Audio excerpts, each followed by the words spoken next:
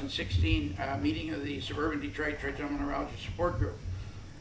Glad to see we have at least 2 new members here tonight, and I think we're going to have at least one other one who coincidentally, the lady that's doing the physical therapy on my leg, around my knee, her father has trigeminal neuralgia. I just found out yesterday. We have Dr. Malik with us tonight, who just walked in. We'll get to him here very quickly, Dr. Malik. Also on the agenda for those at home, we have Kay Schaaf, who's been a friend of ours for at least 40 years, is going to talk about her experience with the Van Every Chiropractic. It'll be interesting to hear how she came up with that name, but Van Every Chiropractic, she's had success with that. As many of you know, we've had the NUCA people here, Jamie Kramer. Did you go through that with her too? And you found this more valuable? Yeah. And then we'll talk about a bit, if we have time, about the 5 major projects that are going on with the Facial Pain Research Foundation, run by Mike Pasternak, and then you've seen the 2 articles that I sent out. Also to remind people that although I'm behind about 2 years in doing a financial analysis of our income and expenses, I mentioned in the cover note that our income is trickled while the expenses still grow, but I think we're still in the black, but I just put that in there to remind people. And with respect to the future agenda items, we have Dr. Ricky Olson coming to speak here from Beaumont, neurosurgeon, in November. I apologize for having to defer the September due to some surgery and some mix-up in my mailing list. And then we have Dr. Ken Casey, who co-authored the book Striking Back, will be here in January. So, without any further waiting, we'll have you on, Dr. Malik. Cut it there. Anyway, Dr. Malik, go ahead. Yeah. Well, good evening. Tim and I were going back and forth discussing the topic for discussion tonight. Now, we all have given you a lot of presentations and slides and procedures and so forth. But I thought it might be worthwhile to just have a dialogue as to how should we approach different situations in the management of facial pain.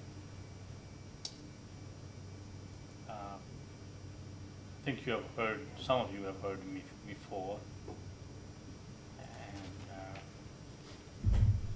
some have talked to me in a little bit more detail. Basically know my philosophy. In general, as you all know, we feel that the medical management is the first choice. And if the management medications fail, then you consider other options. But there is no distinct parameter or definition of failure of medicine. You know, everyone seems to decide for oneself. If you can manage the pain, it's under good control or full control with a small amount of medicine that really does not have side effects. Obviously, that is the best situation. But even with smaller amount of medicine, some people find it difficult to be taking medication every day. They end up missing it. They live with the fear that the pain may come back.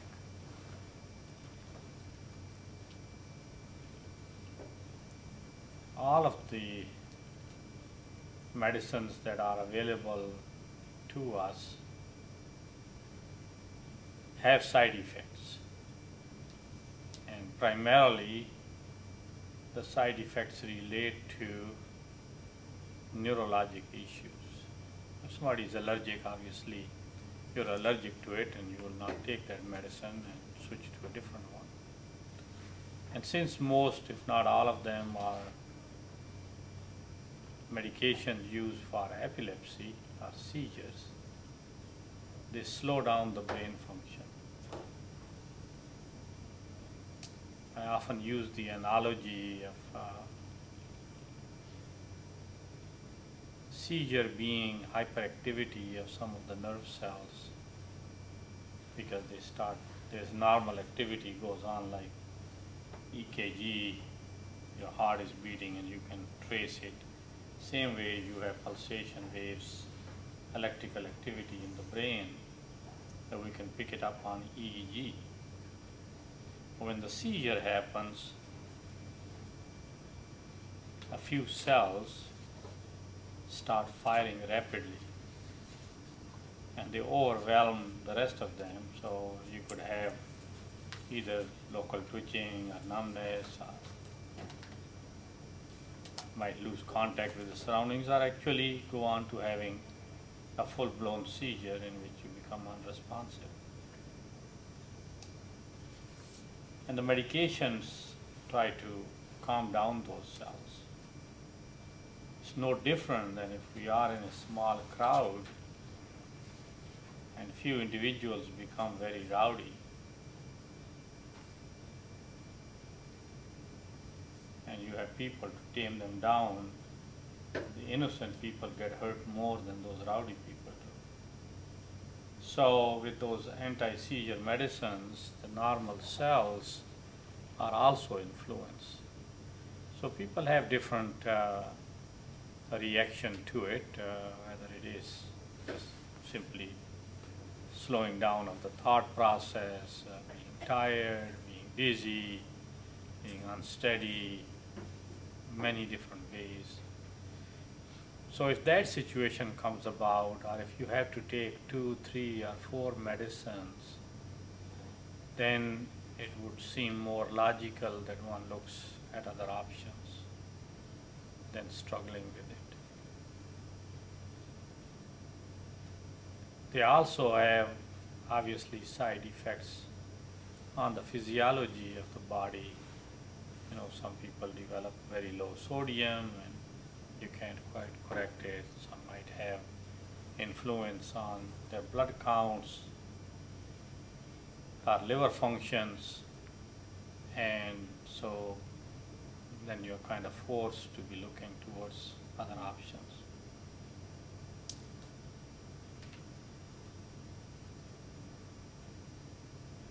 And depending upon where the pain is, the kind of pain a person has, what's the age of the person, what's the medical condition, we try to sort out what procedure might have most benefit for that particular individual. So we may have different statistics for different procedures, but not every procedure fits every patient. And not every patient desires to have the recommended procedure. Okay. Their choice also has to come into play. And so we have variability,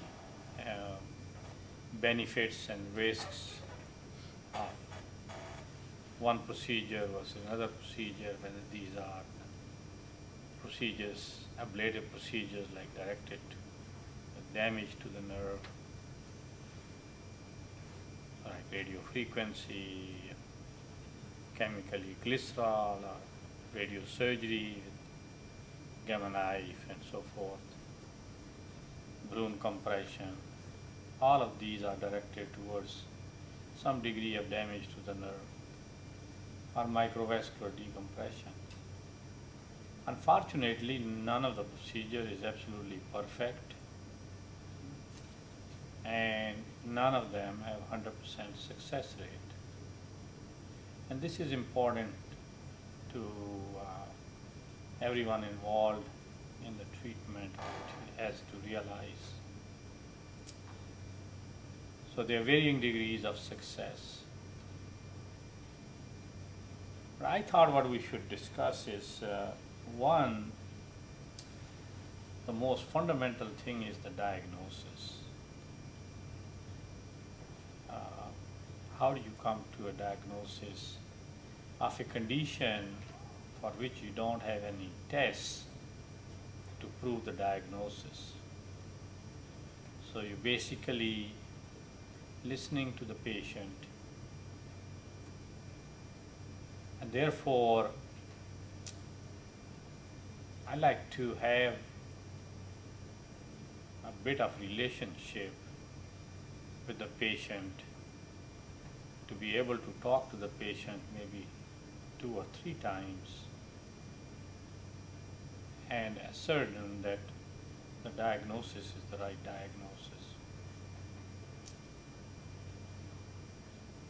Now, as the time goes by, I think we see more patients with less than typical trigeminal neuralgia.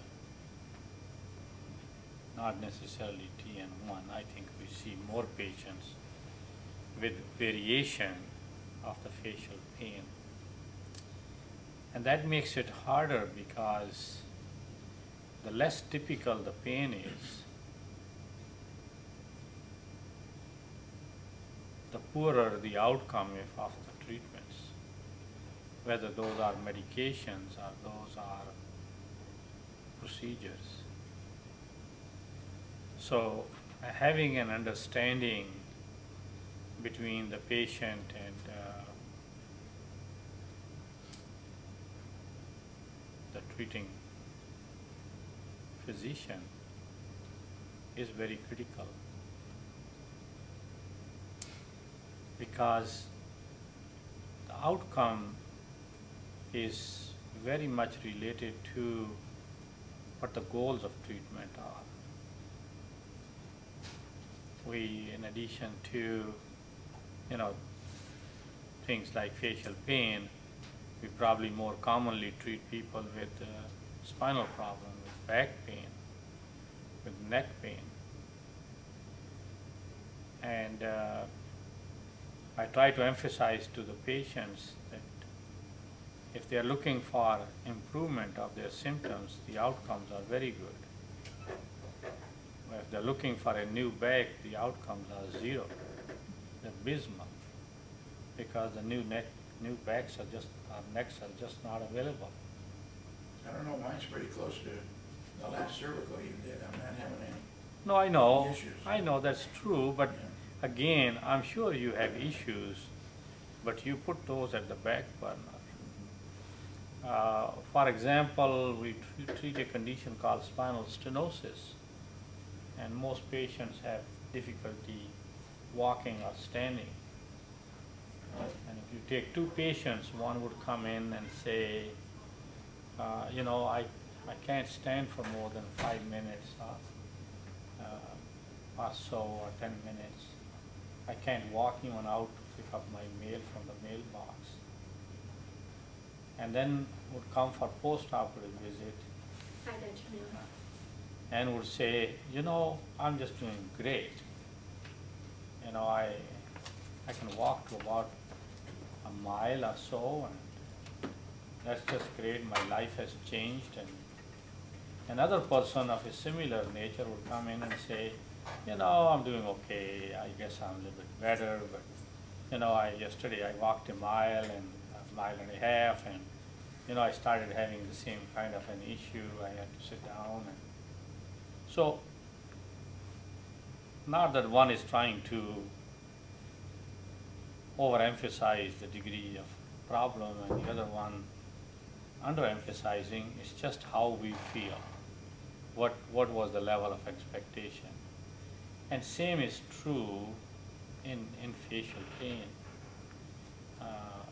Are we looking for improvement? maybe there would be some occasional twinge that you can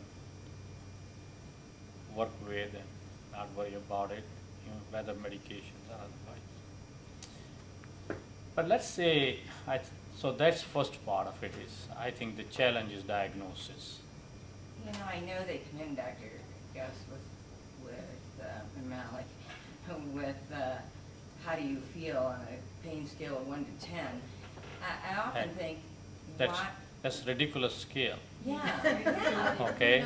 Because I'm thinking, when are they going to develop something where there are keynote words or something? I mean, I'm looking for a utopic thing here. No, you're not looking for a utopic thing. You're looking for the right thing for which we don't have an answer.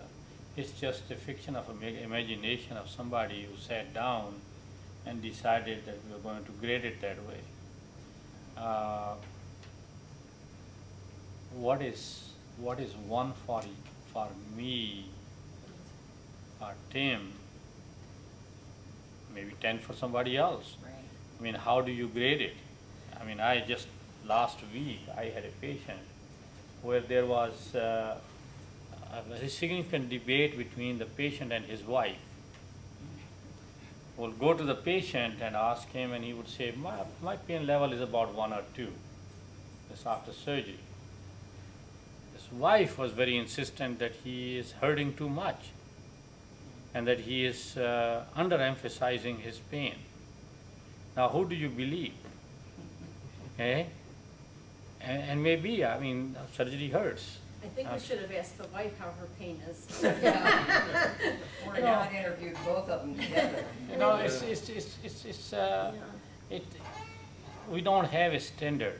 And why is that? I mean, it is really, because it's not an objective feature. It's a subjective phenomenon. It is how we see pain, how we work with pain. You could do, our exposure to pain is surgery. Okay. Now, the general notion in the society these days is that the surgery should be painless. This is the common notion. Okay. We are exposed to it every day. I'm in that business. Okay. Well, surgery it better be painless. It's always after the surgery. Surgery. You're right. You don't want to wake up during the surgery. You're right. Surgery is painless. But after the fact, yeah. then one should not have pain. You're absolutely right. So you have 2 patients who have similar procedure, and one is fine, moving around, and the other one is screaming of pain. It's how we perceive it. Well, some people say it's your tolerance for pain. I never understood that. No, it's not. It's how much importance you give to certain symptoms. Okay? It's going to hurt. There's no doubt about it. Right. You got a cut. If you get stuck with a needle, it hurts you for a day or 2. And if you get cut, you're going to hurt. So the issue is how much you think is that reasonable. And actually, there are significant differences between different individuals, different age groups. There's certain people who get back pain and come to the hospital in an ambulance. Okay. And there are some people who have a huge problem and limping and so forth, and they come up and they have pain, but it's not that important. But anyhow, this first challenge is the most important thing, is having a diagnosis, and we don't have, again, a perfect way of knowing the diagnosis other than listening over and over again and trying to tease out what is the most critical in that history. Donna's brother was a radiologist when I had my first C5-6 in Milwaukee. He said one of the biggest advances in medicine will be when we can put a probe into the spinal system or the nervous system of an individual and actually get a monitor. And this was back, yeah, that was back in 1979, and he thought that in his lifetime he'd see it. Well, he's like 75 or 76 now. I haven't heard of any. Yeah, no. Are they working on that at all? Well, work is going on. You're checking temperature of the skin to look at the location and the degree of pain and so forth. But again, the basic thing is that you really cannot measure the pain. It's not only the measurement of pain, it is the effect of that pain on an individual. It's the perception of the pain. And I think, Donna, to address your question about the pain scale, I know it's really frustrating to hear that every time they pass meds, like 1 to 10, but it's how you rate your pain against how you rate your pain after the med. So it's all based on you, your particular case. And everybody's going to rate their pain a different way, but you particularly, if you're saying it's an 8, and then, 45 minutes later, if you're still at an 8, we have to do something, obviously. You mean after you take the medication? Right. So it's based on your scale. Yeah. So I know it's frustrating, but we don't, as nurses, we don't have any other thing to go by but you, and how you're able to. If you're not out of enough pain, you're not going to be able to do the rehab and be able to participate in getting better. So it's, some of those scales have words next to them, not that Yeah. they would help you anymore. And different scale or different Yeah. people that put out the scale have different words, but it gets you a little bit more into burning, stabbing. Are the smiley faces. Yes. Yeah, that's a 0. My concern is like we had a 16-year-old young lady in here, and you say, well, what's the worst pain you've known? She is not old enough to even have enough pain to, so. Yeah, it's tough. I mean, obviously it's a lot tougher for the patients because they are the ones who are dealing with it. But I can tell you it's tougher for us to know also.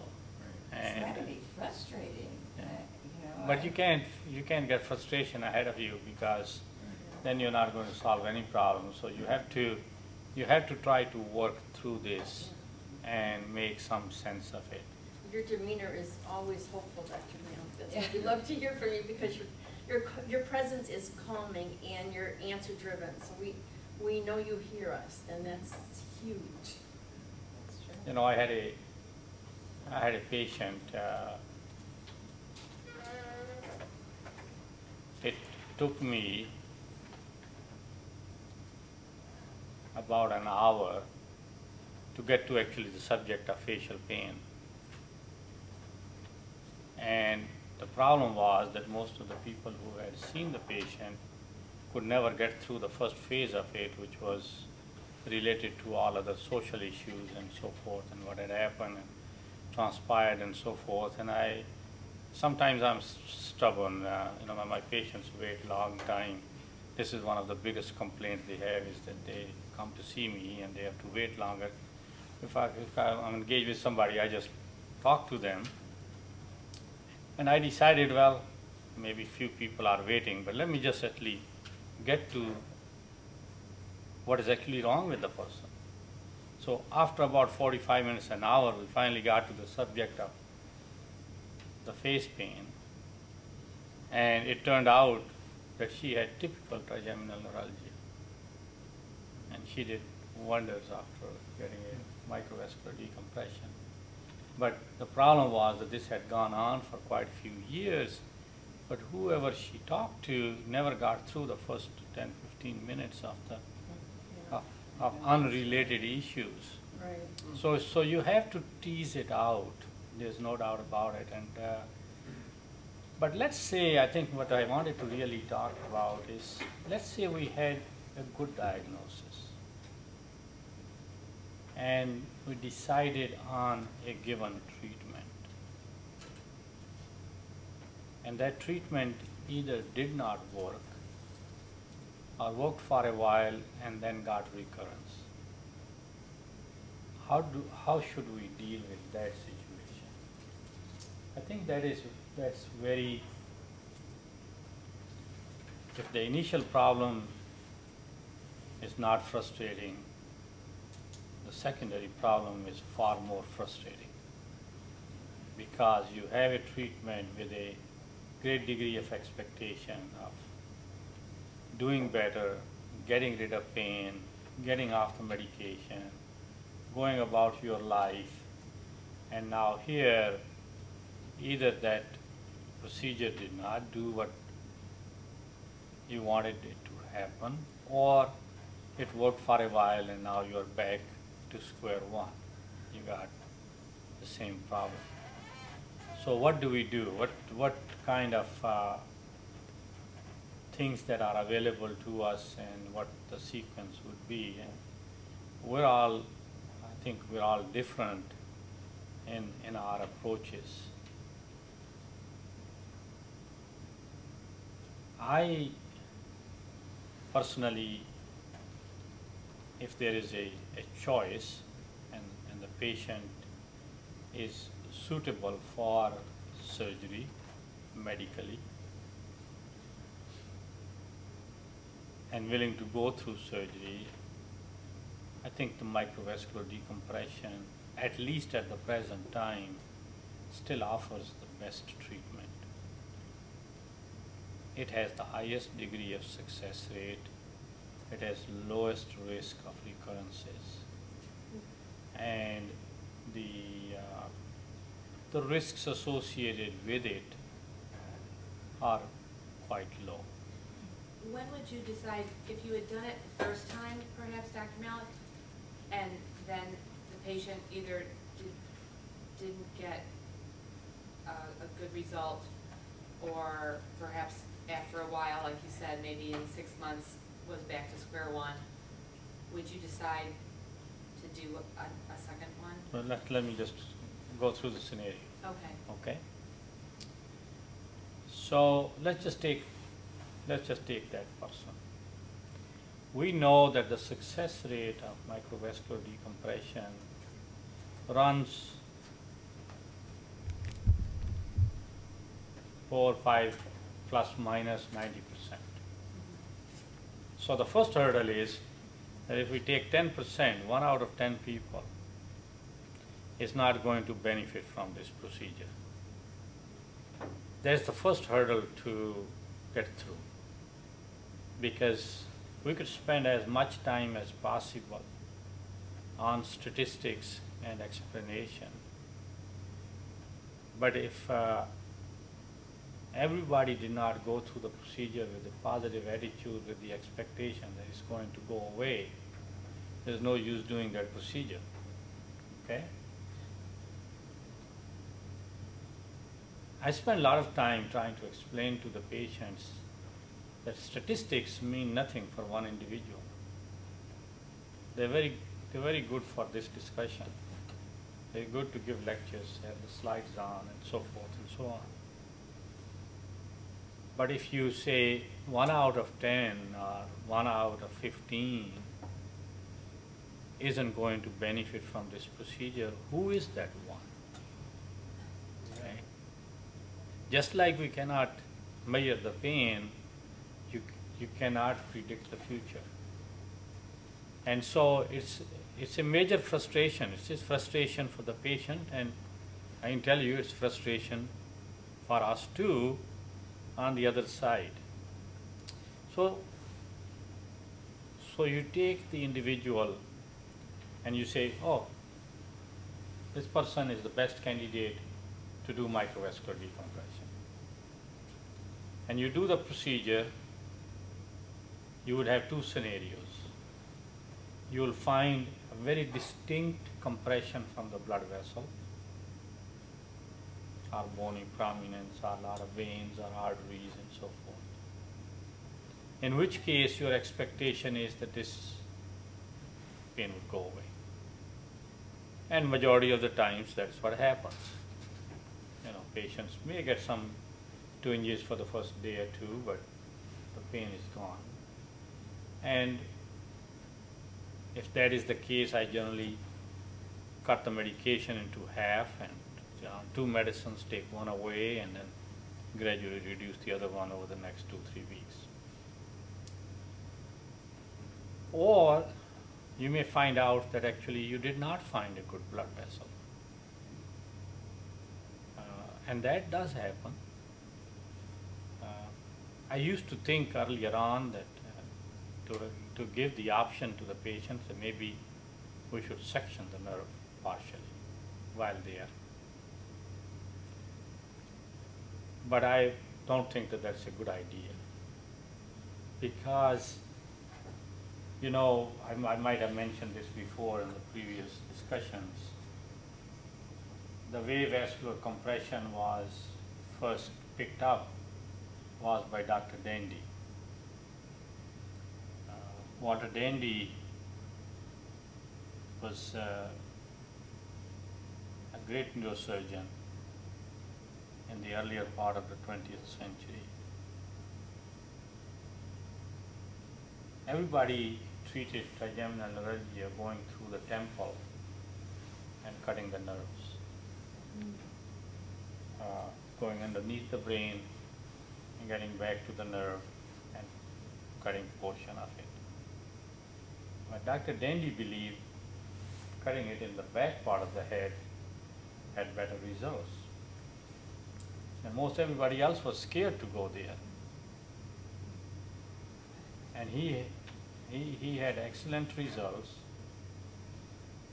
And he made the observation that in many of the patients there were loops of blood vessels that were around the nerve or stretching the nerve, but did not make the connection between the pain and the presence of those blood vessels. He had a theory that a certain portion of the nerve carried pain fibers. You want to draw? Yeah, so Let me put that screen up and shut this off. Would you, if you had a chair too. no, it's okay.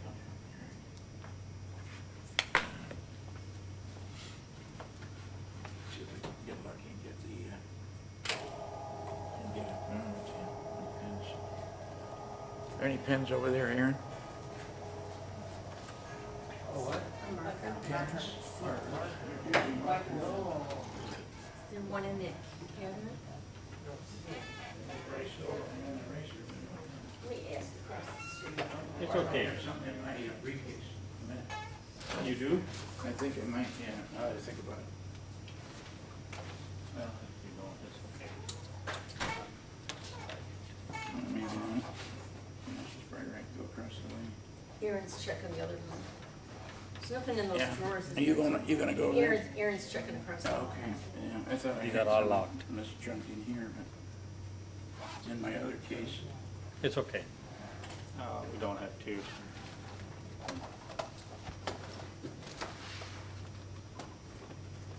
want to just draw on a sheet of paper? Yeah, some of those must have them next door. We'll get them here someplace.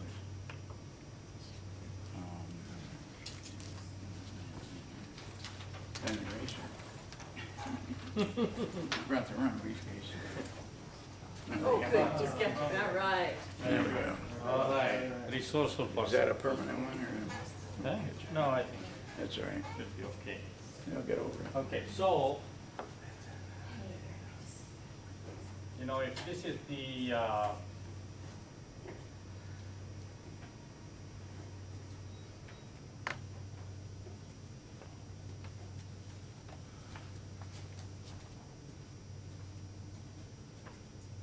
if this is the brain stem, the nerve comes out like this on each side. But at this point, the nerve is actually compact. And it has a separate nerve underneath, either down here or up here, that is the motor branch that supplies the chewing muscles. The nerve then goes into the temple area and it gets larger. This is what we refer to as Ghauserian ganglion. That's where the nerve cells are. These are fibers. Then it divides to the 3 branches.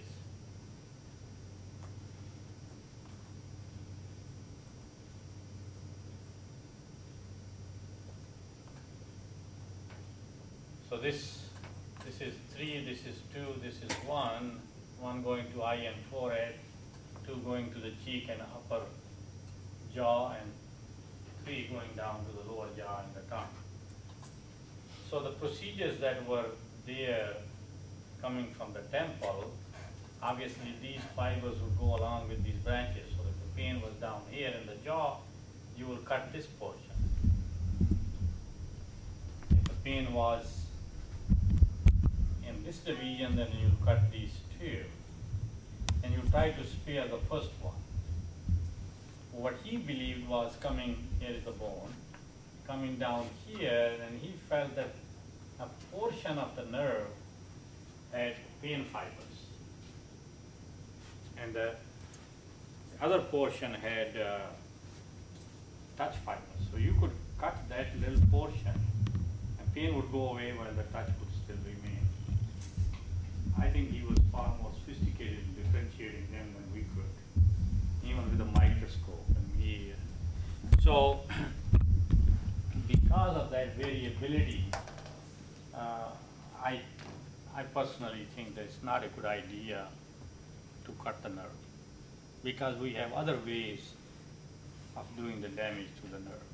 And so you're cutting one portion, you want to treat the 3rd division, but actually those fibers were rotated and they go to the 1st division.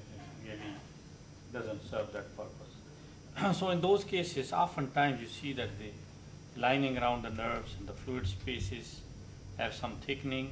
It may be that the nerve is stuck to some place, and now that we are opening it up, so you free up the nerve, you look all around, make sure there are no blood vessels, and finish. Those patients, probably the likelihood of pain coming back is higher than somebody who has a big indentation from a blood vessel. So take that person, and so the pain either doesn't go away or recurs. Now, if I personally am not for doing the procedure all over again, and certainly not after quite some time, because you get scar tissue and you got a higher chance of damaging that nerve working around it. And the Teflon that we put in, it doesn't move. It stays where it is.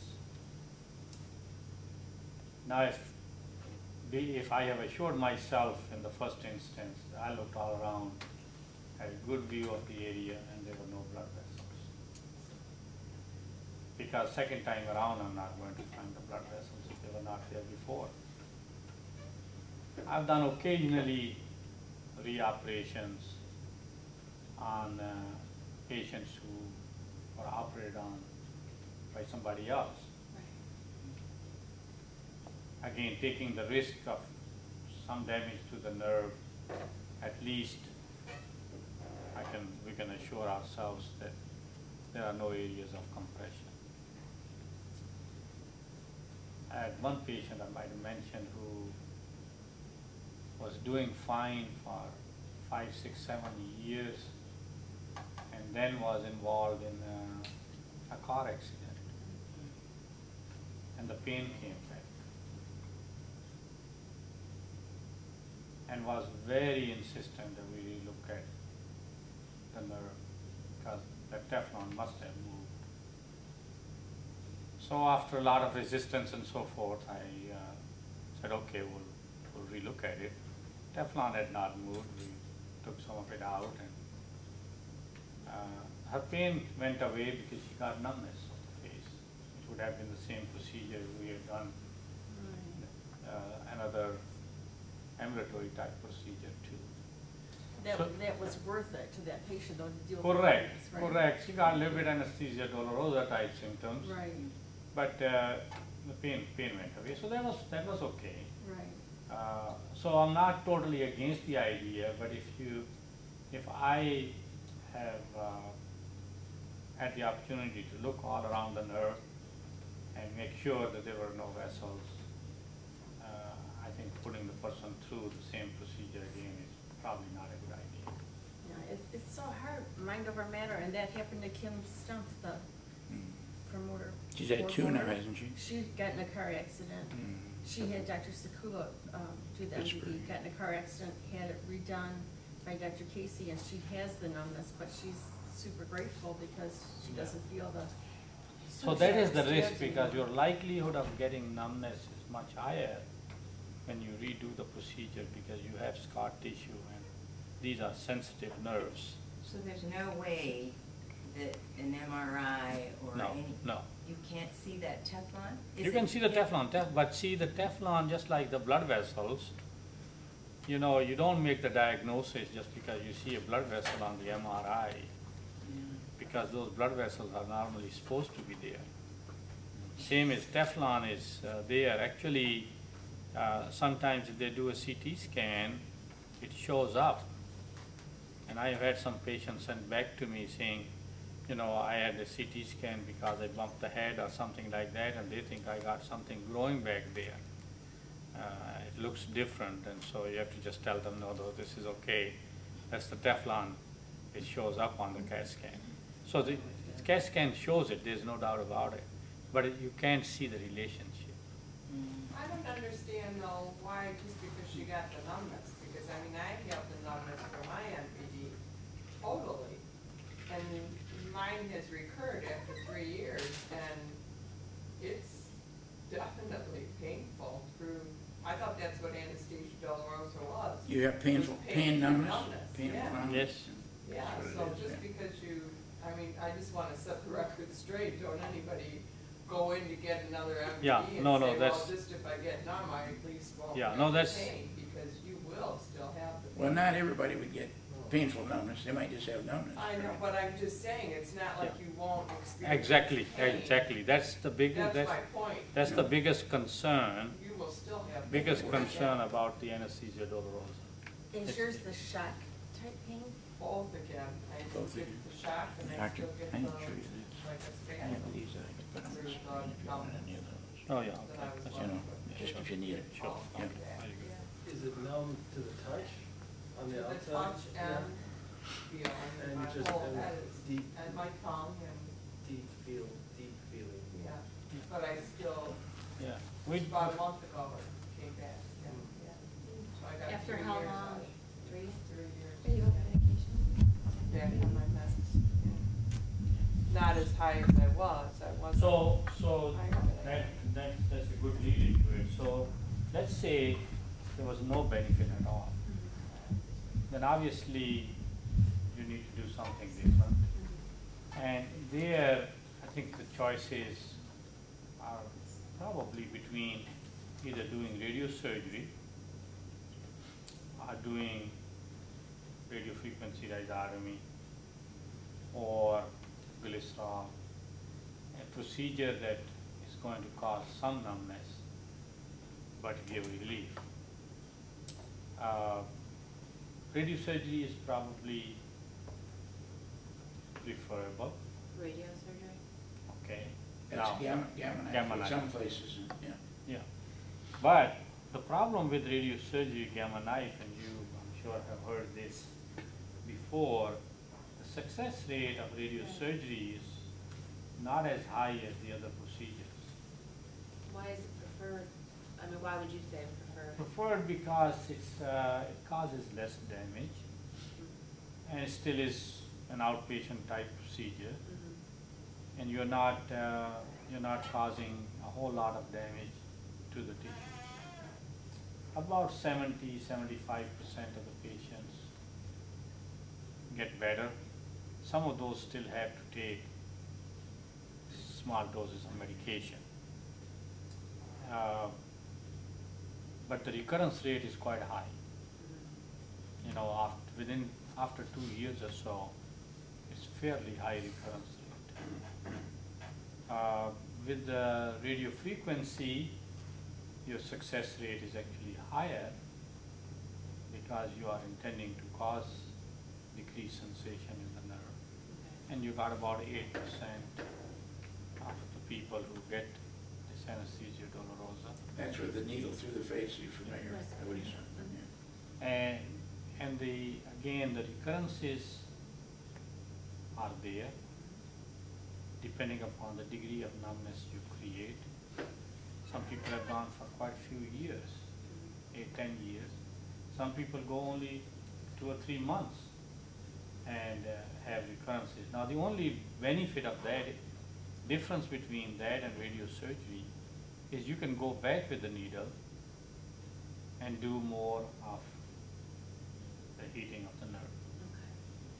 And you're not going to, you can go back with the radiation, maybe do it second time, but the more times you do it, you got the risk of causing damage to the surrounding structures. Right. Even though it's very focused, it's only about 4 millimeters target, Sure. but you still, there's some scatter, and you generally don't want to do it more than 2 times. Right. But the radio frequency procedure or glycerol, you can do it several times. And that we also do preferentially in patients who have multiple sclerosis, who have same kind of pain. And you use the radio frequency as a means of treating those patients. So let's say you went to radiosurgery, and the radiosurgery was successful, but you got recurrence. My own preference would be to not do the radiosurgery the second time around and go to a different procedure. If it was not successful and you have to give 6 to 8 weeks or so time for radiosurgery to work, you can't judge the success rate the same day or the next day compared to the other procedures. Now some people actually coming out of the gamma knife say my pain is gone. I had that experience, but that's rare. Most patients need a certain amount of time for the radiation to work on them.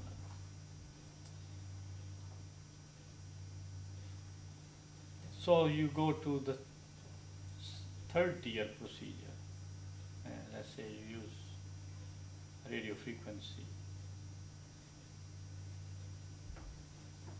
There, you also have some limitations, and the limitations relate to the fact that your patient's cooperation is very necessary in trying to localize which branch the pain is in. Okay. Is this, which procedure is that? That's with the Needle? with the needle. You know, then the way that procedure is done, you give the patient anesthetic into the IV, patient goes to sleep, you put the needle under X-ray control, patient wakes up in a few minutes, and then you stimulate the nerve. And you have to ask the patient where they get not pain but tingling sensation. Where is it?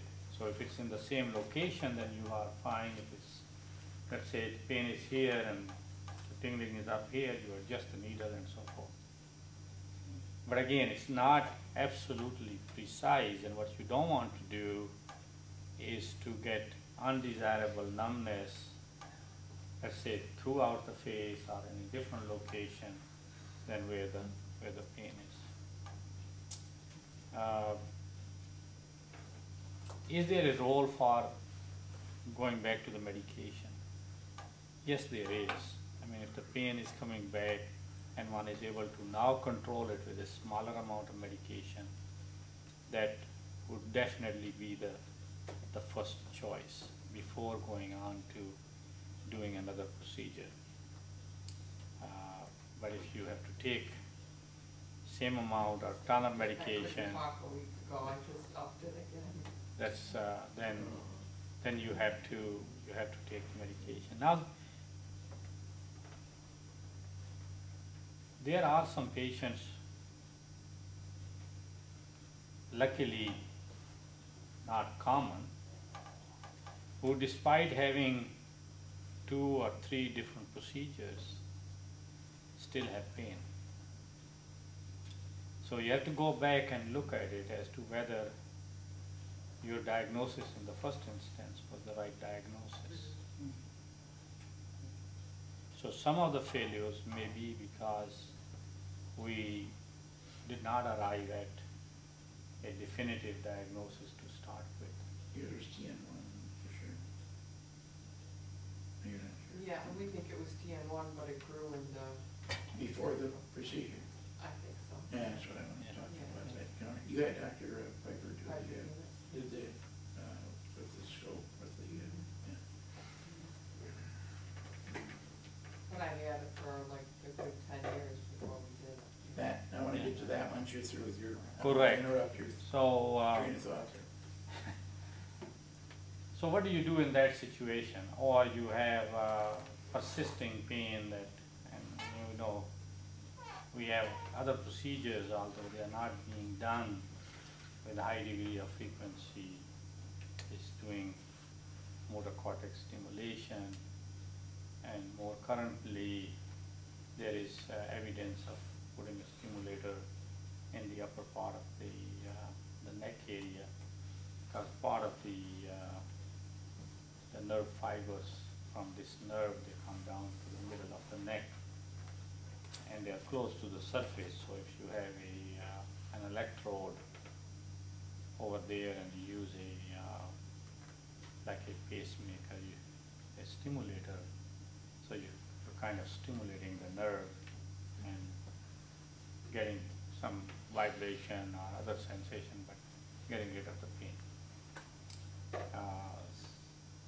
Now then you have to obviously take into consideration, are there other medications? Do you need to go to actually more standard pain medication as a means of controlling the pain?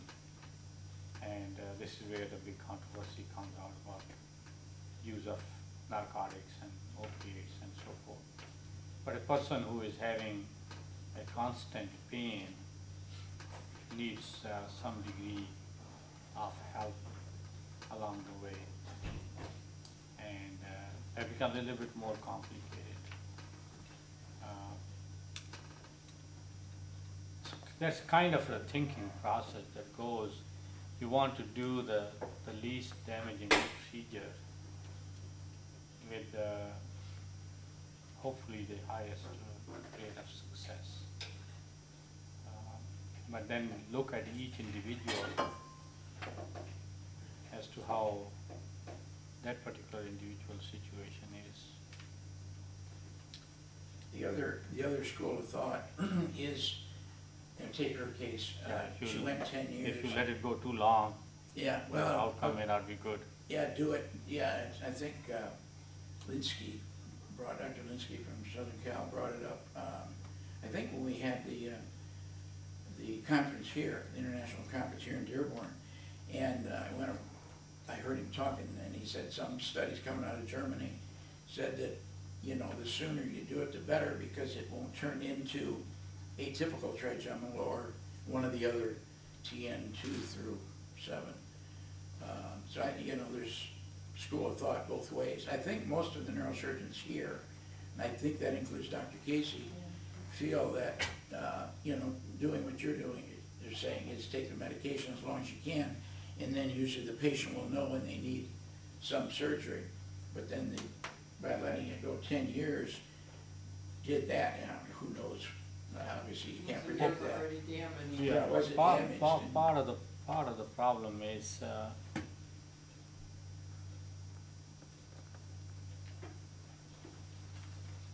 you have to look at what the success rate of those procedures is.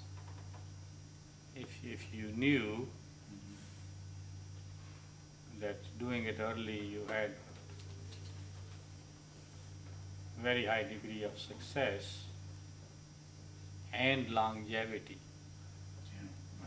okay, then it would make definitely makes sense. But it is very hard for me to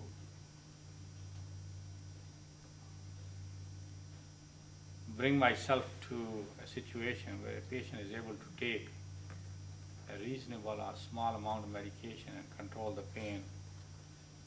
And I go in there and tell them, we got this super duper surgical procedure with making opening in the head and using the microscope or endoscope and doing this They procedure. don't jump at that, right? No, I mean, I think the patients depend upon all of us to give them the information, despite the fact that there's a lot of material available on the internet and so forth, most of which may not be of great benefit to patients, but at least information is available, the procedures are available, you can watch them and so forth. So patients, many a times I feel that patients who have had pain for a few years are much more informed than most of us are. They probably are even informed about certain experimental things being done that we don't pay attention to because they do the research. But we can't. I mean, I just got through saying none of these procedures are absolutely foolproof and that there's no recurrences. So it becomes a little harder. On the other hand, I think unnecessary pushing the medications to a level where a patient is really not very much functional is also not right. Right. You know, Especially the anticonvulsants will just that's what I mean. turn you into a zombie. Yeah, I mean, so I mean, I sometimes see patients who are taking, 12, 1600 milligrams of Tegretol and 18, or 2400 milligrams of Neurontin and some Baclofen and so forth. I mean, I think that is not right. That's insane. If your diagnosis is right and you have procedures that can help that pain, even if the success rate is not 100%, but and also I think the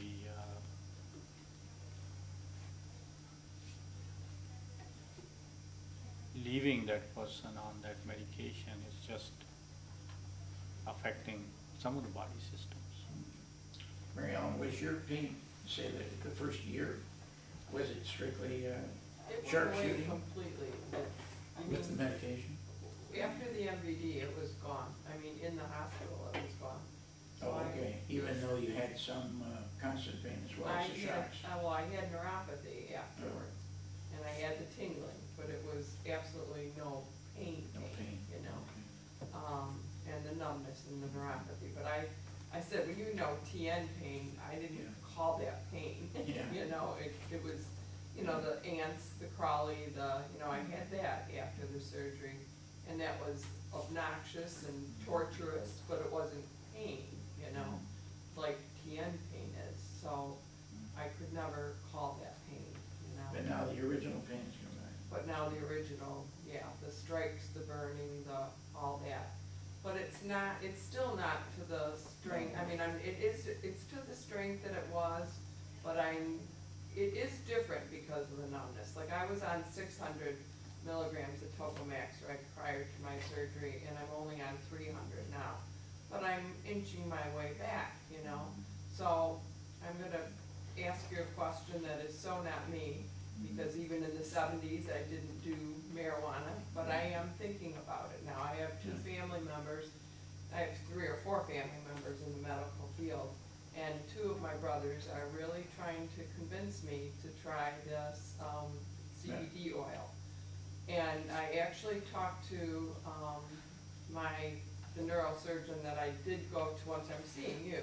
But I did ask one about it, and I actually brought it up to my family practice in tears because I'm so uncomfortable talking about it even. My father was a narc when I was in high school, so it was something that I absolutely didn't do, even my family practice surprised me and really put me at ease and said that he has his 75-year-old father on the CBD oil for arthritis. And he said, I actually got him back on the golf course after being off of it for 7 years and took him off all of his arthritis meds and back on the golf course. So he said, if you can get your card, I will connect you with, it's another one of the patients, I guess, in the practice, family practice that I go to, that he gets it from.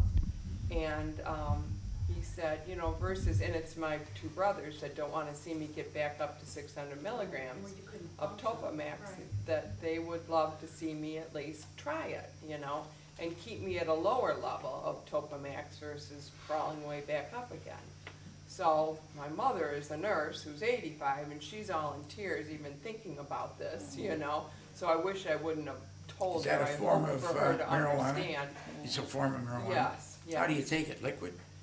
It's the oil form. This is the one that the children with the seizures took. If But how do ever you saw take it? that. It's liquid then? It's a liquid. Liquid, Yeah, okay. I guess you just dab it on your tongue. Yeah. Yeah, and then I got That's that, and I went, see, it's even put in our quarterly this time. I hadn't read it yet, but I was gonna Well, say it's it's the in last there. item in So there. I just wondered if you have any thoughts on that, or, and we had somebody at one of our meetings a couple years ago talk Yeah. about it and say that it is helping, and that magazine does talk about it. I didn't read the article. Does it support the It fact does that it support does it. work? It does support it. I don't know that it would help. How do you get a card? I don't even know the process. Well, that wasn't easy. I went online, I don't have it yet. I Oh, went okay. online, and the few places that you emailed, they didn't even respond, so I don't know if there were places that shut down. Oh. But I found something in Southfield called Michigan Medicinal Marijuana Something Institute, and they took, my family practices, all they wanna do is confirm that I have this,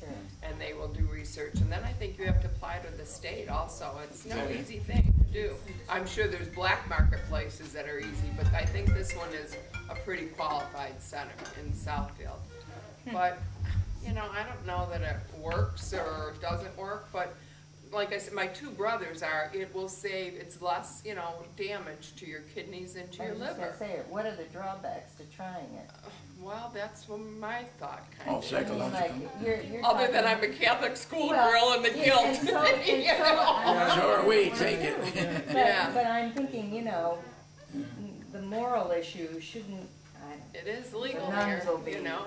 you know, sending things from heaven down upon me, but anyway, I think Oil that's, doesn't have THC in it. No, it doesn't. It Yeah, doesn't I have the was gonna say, no, THC in it it. doesn't. That's what the CBD, it's separated, the THC is removed from it, so it doesn't have the hallucinatory stuff. Although I guess some people say the THC is better for the pain.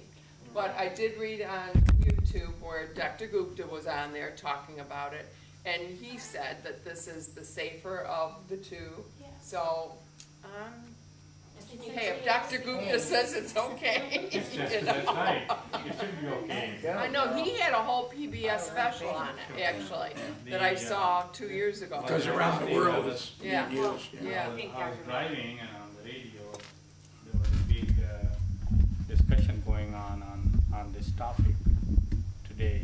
Oh, really, today? And, you know, somebody has written a book called Marijuana, what was the second portion of that title? And they had that person on the radio talking about his book and research. And he is into one of these think tanks, and he says he had no idea about this topic, but he was into studying about governmental affairs and so forth and so on. And one of his friends came by a few years ago and said to him that he should look into this because this is going to be a big, hard topic. And so he has done a lot of research about one of the bigger questions that actually was asked of him. He was talking more about regulations and who's doing what and whether it should go through states and the federal government should take big action. And the phase 3 trials are actually what really determine is that you test it against a different treatment. And it's a blinded study, so that the patient gets, let's say, same kind of pills or same kind of oil. But one has the medicine, the other one doesn't have the medicine. And then you say, okay, this is effective. That's where the medical science is going. So medical science always would have a problem with non-conventional treatment. And then that's universal, whether you look at herbal medicines or you look at other stuff that is that's going on and available, and it probably is effective in certain situations, because years ago, this Greek medicine was that way. It was all from herbals, and many of our drugs are actually extracted initially from the plants and the leaves and the flowers and so forth. But later on, once they found the formula, they started manufacturing it chemically. Okay, and we are using all that stuff. So it is a phase in which we still don't know its effectiveness. And personally, actually, I think the drug should be legalized.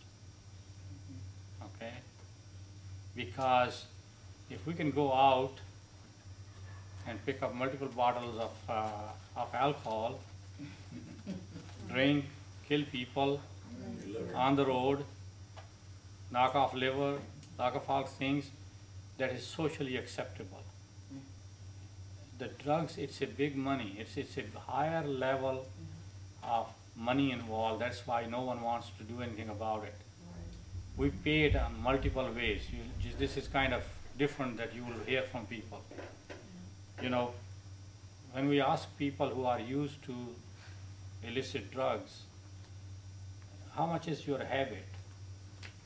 That's the standard to find out. And they might say it's $500 a day. Now you tell me, who is going to afford $500 a day? You have to mug somebody, you have to steal from somewhere in order to have that money. Okay? So, one, the crime is up. Two, they have no insurance. So when they are ready to kill themselves, they show up at the hospitals, and the doctors have to take care of them. And their valves are gone, and they get all kinds of things done. We're spending a ton of money to give to the other countries, not to grow it, and they still grow it because that's how they make their money. They can take it in one pocket and they grow it and sell it in another one. We have tons of people employed to control the incoming of drugs, okay? And they are not able to control it. So we are actually losing on all grounds. The Chinese had a problem with addiction, and the way they solved it, they created centers where they will give them opium pills, okay? And you're better off getting a $5 opium pill from the center. If you want to enjoy it overnight, fine. It would be pure. They will at least get some benefit out of it. It's not mixed stuff. You won't get hepatitis C, and you don't get, okay? And you don't bother the rest of the public. Right. And actually, the government could supply it and even make money out of it, okay? So I'm not against the idea of people using marijuana.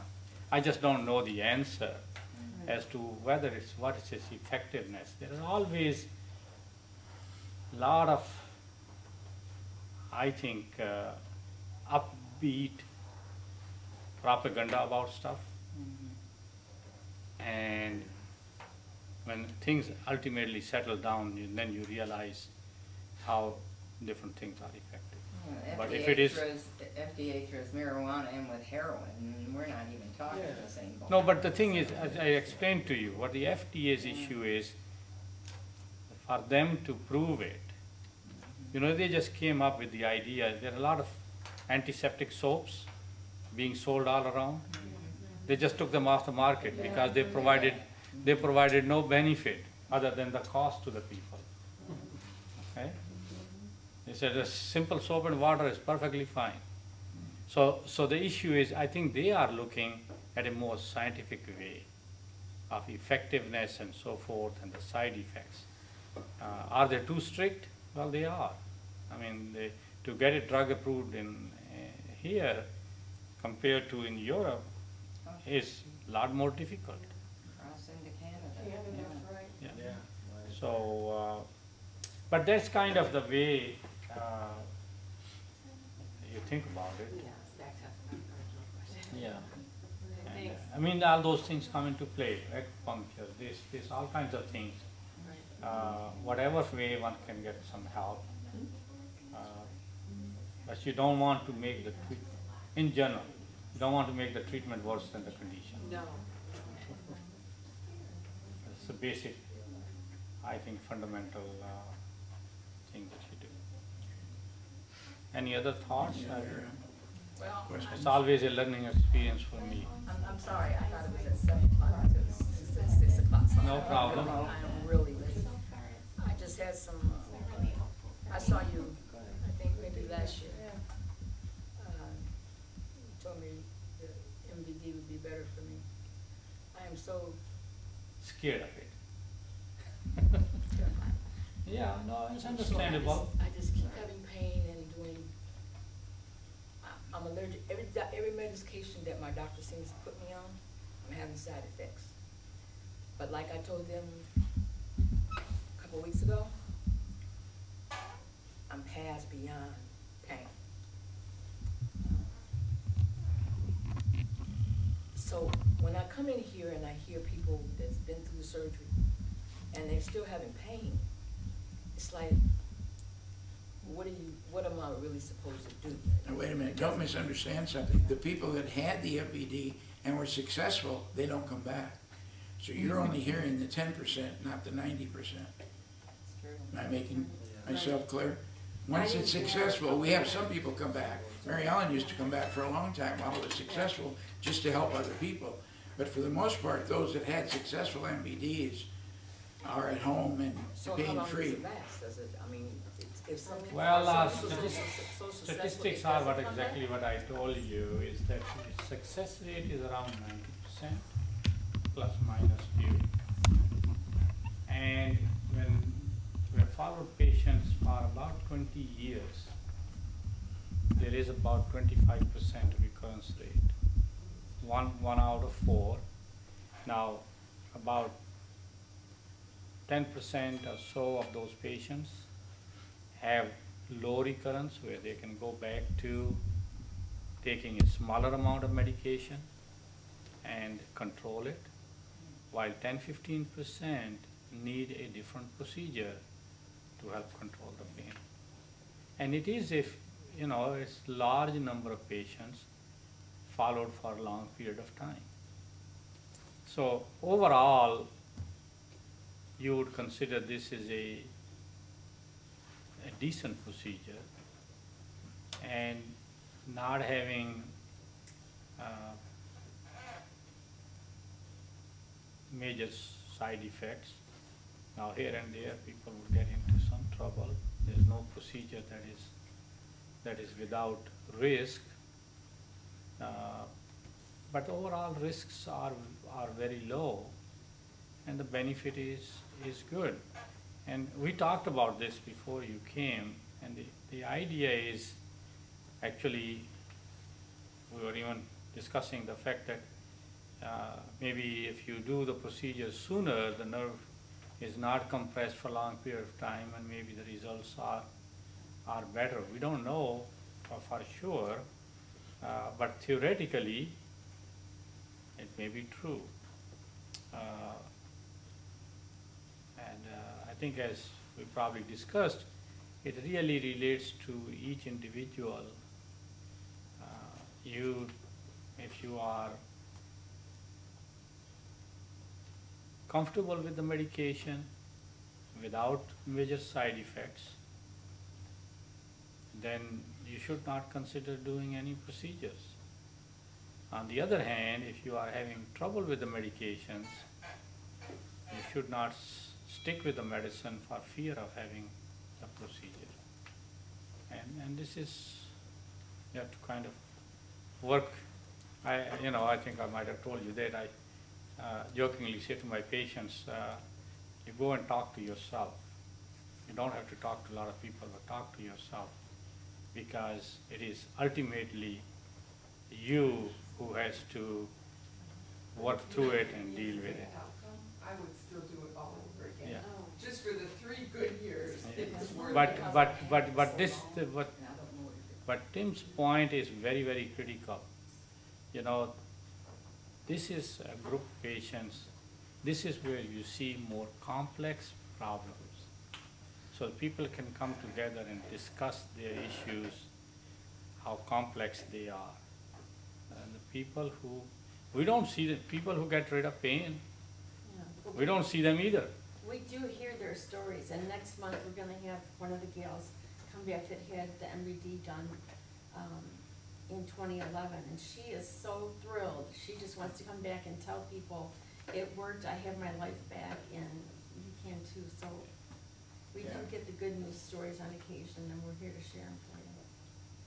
But most of us who treat this problem, we also hear the same stories. You know, we see the patients who have poor outcomes far more frequently. And then you say, oh, you know, it's the right thing that you are doing. No, but it's still the right thing to do. It is, out of all the procedures available at the present time, if people are medically fit, microvascular decompression has an edge over every other procedure. There's no doubt about it. Is there such thing as bilateral patient pain? Yes. Yes, it does happen. Luckily, not more than 5% of the people.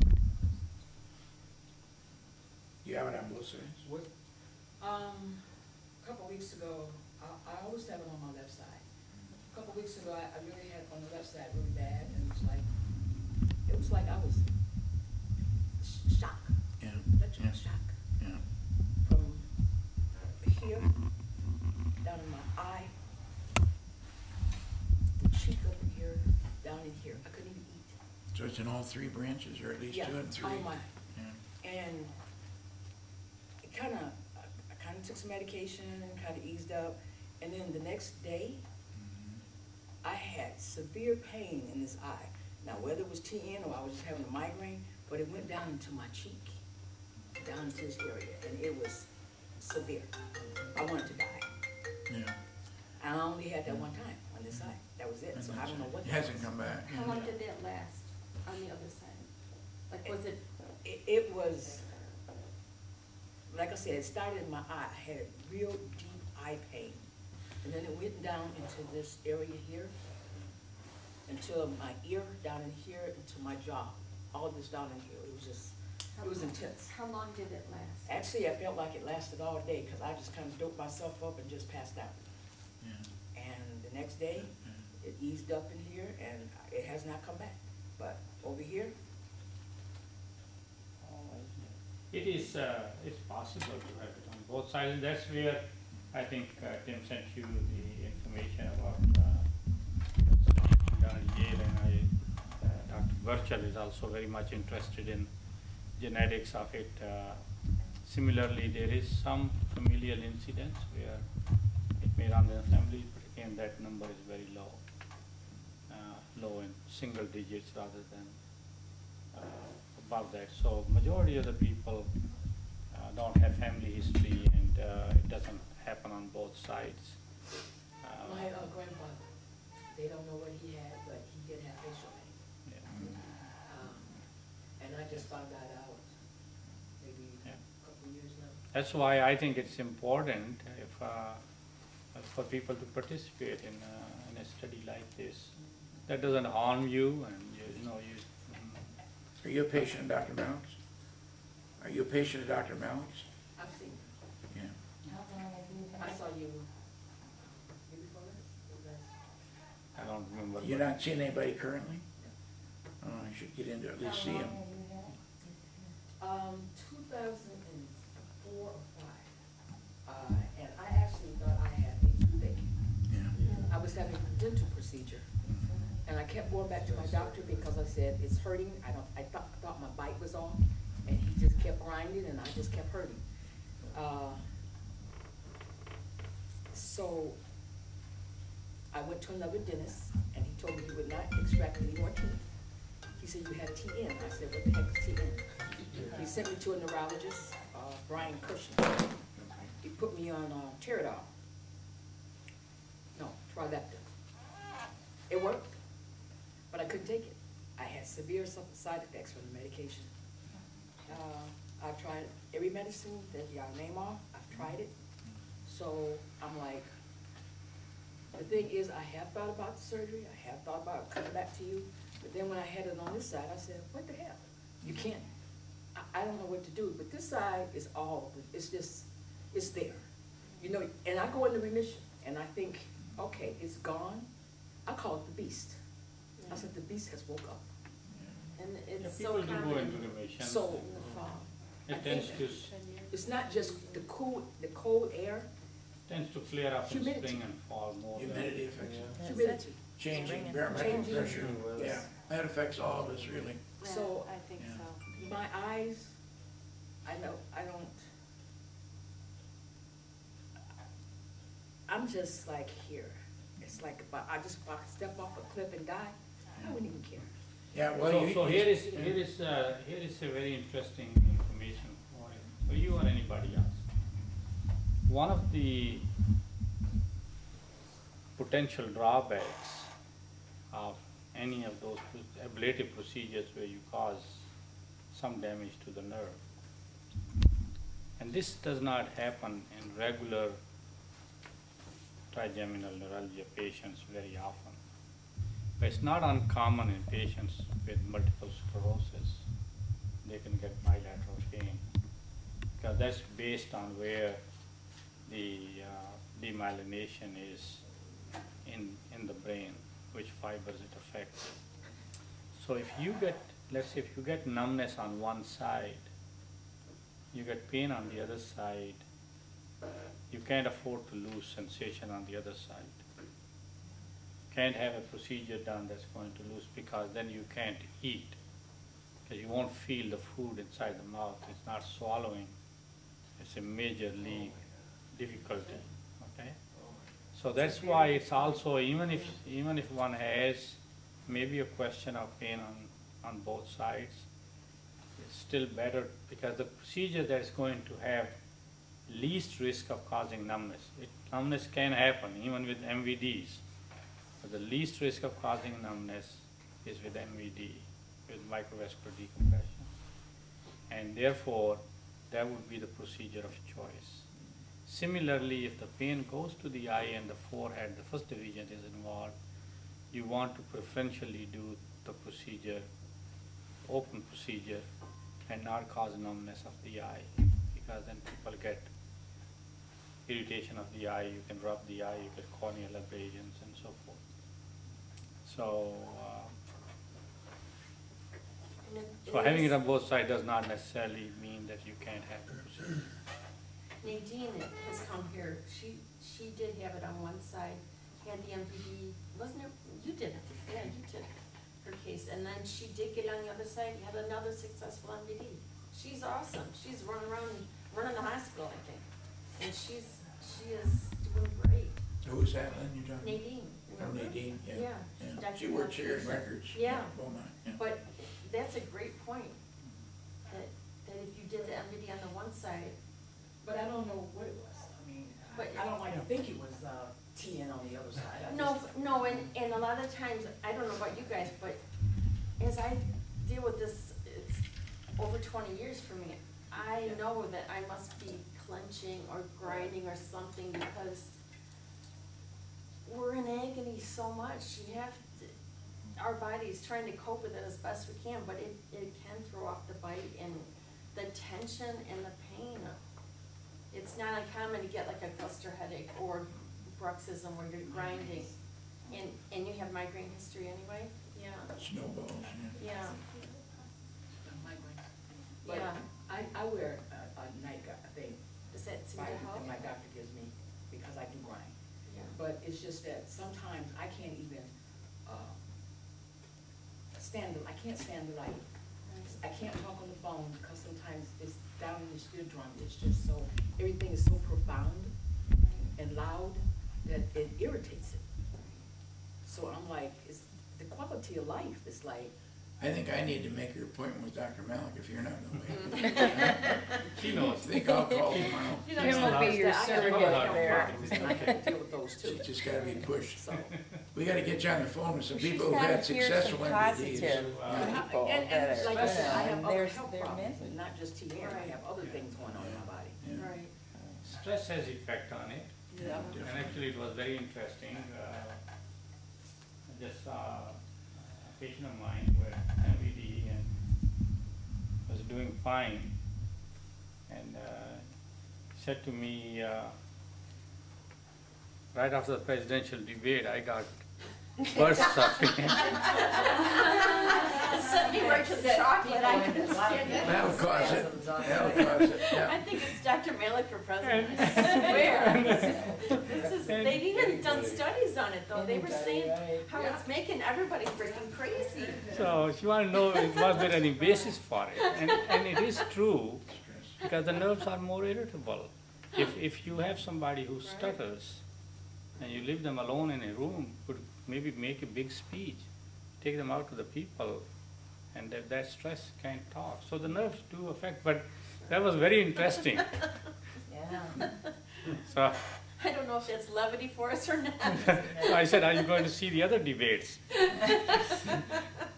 She said, I'm a teacher, and I teach governmental affairs, so I have to watch it. I like the idea that a parent tried to use it as a teaching moment with a tube of toothpaste and squirted it out on a plate and said, those are like your words. You can't get them back in the tube. So it is a teaching moment. Right. Words spoken. Okay. Hey, Aaron, do you have something for Dr. Malik? Well, for marijuana, what was the component that is the pain relieving component and not the I don't know. hallucinogenic? You don't prescribe it. That would kill me. Yes. CBD? Yeah, that's what's in the oil that they use to like absorb. And there's no- It's in the, I'll send it to you online. Tim, Okay. Well, I probably have it Tim. in my mail. It came last week. I was gonna say, you might have gotten it Yeah, we're gonna have that online as well. under new You get it members. just online, maybe? I just get the hard copy. I'll send you it on. okay, she could have Oh, my okay. Xerox Well, copy of thank that. you. Yeah, Yeah. yeah, but it says it She'll right get here. one in a Yeah, minute. CBT. I got extra Yeah. So copies basically, coming. Dr. That's Malik, what's in the oil. Dr. Malik, you just do the surgery. You don't prescribe medication or anything like that. You just do Well, surgery. I don't. Because I think you have to follow the patient, but on a short-term basis, somebody needs medication, sure I do.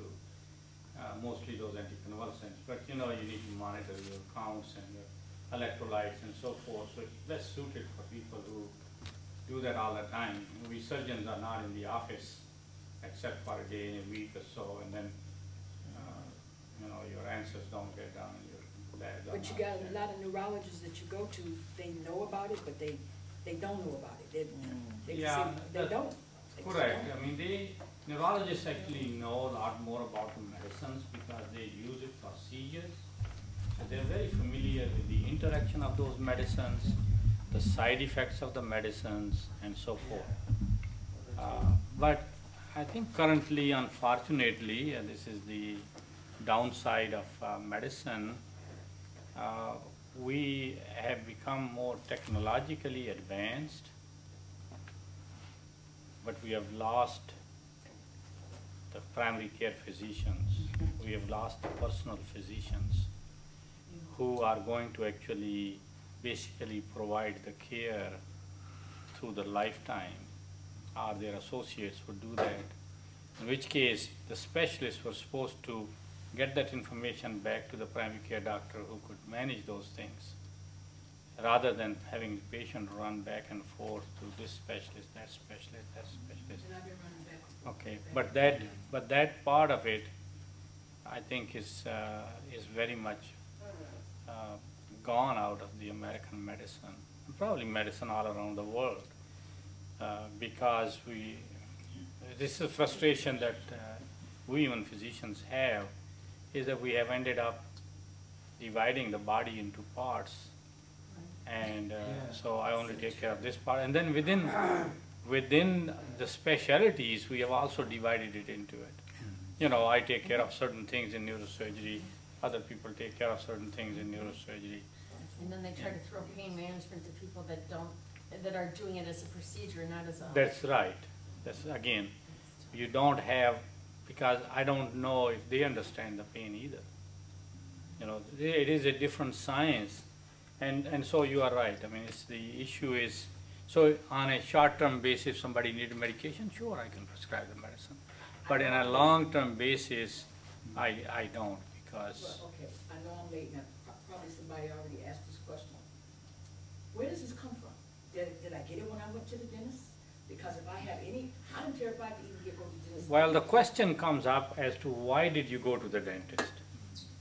See, there are some patients who go to the dentist for their routine visit, and they end up finding that you got a bad tooth, okay, or you have this problem and that problem, and then you ultimately find out that you actually need to do a root canal, and then from the root canal you start having more pain.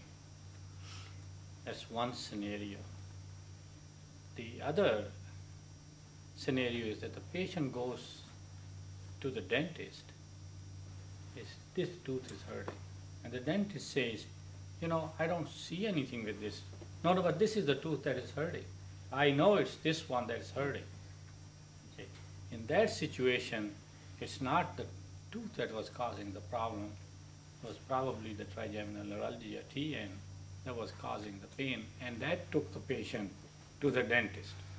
If you look at the other scenario where the patient goes to the dentist, is doing fine, has had no problems, gets the root canal done and comes back and is having pain, and then has second root canal done. And that's why you have to spend a fair amount of time in actually looking at why first visit to the dentist. And many people lose their teeth, normal teeth. They insist on saying, you know, you take this out because this is what is hurting. Which I did. I know. Yeah. Okay. Yeah.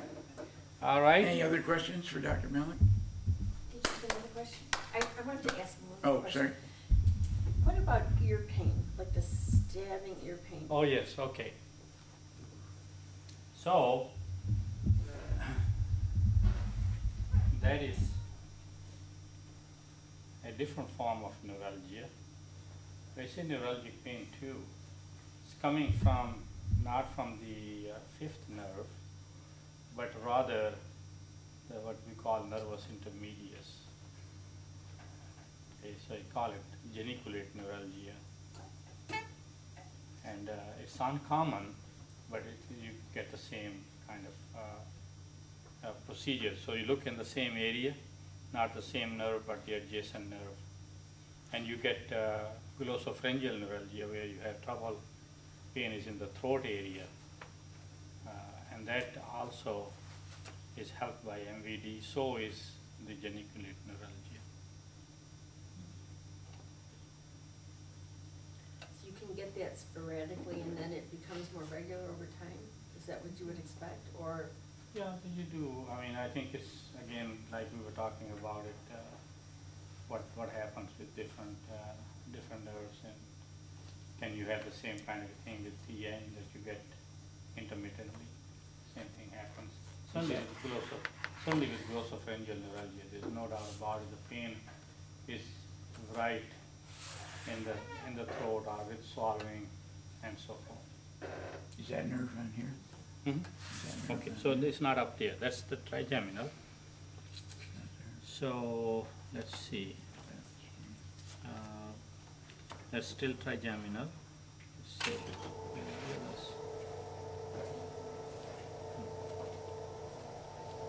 No, these are all.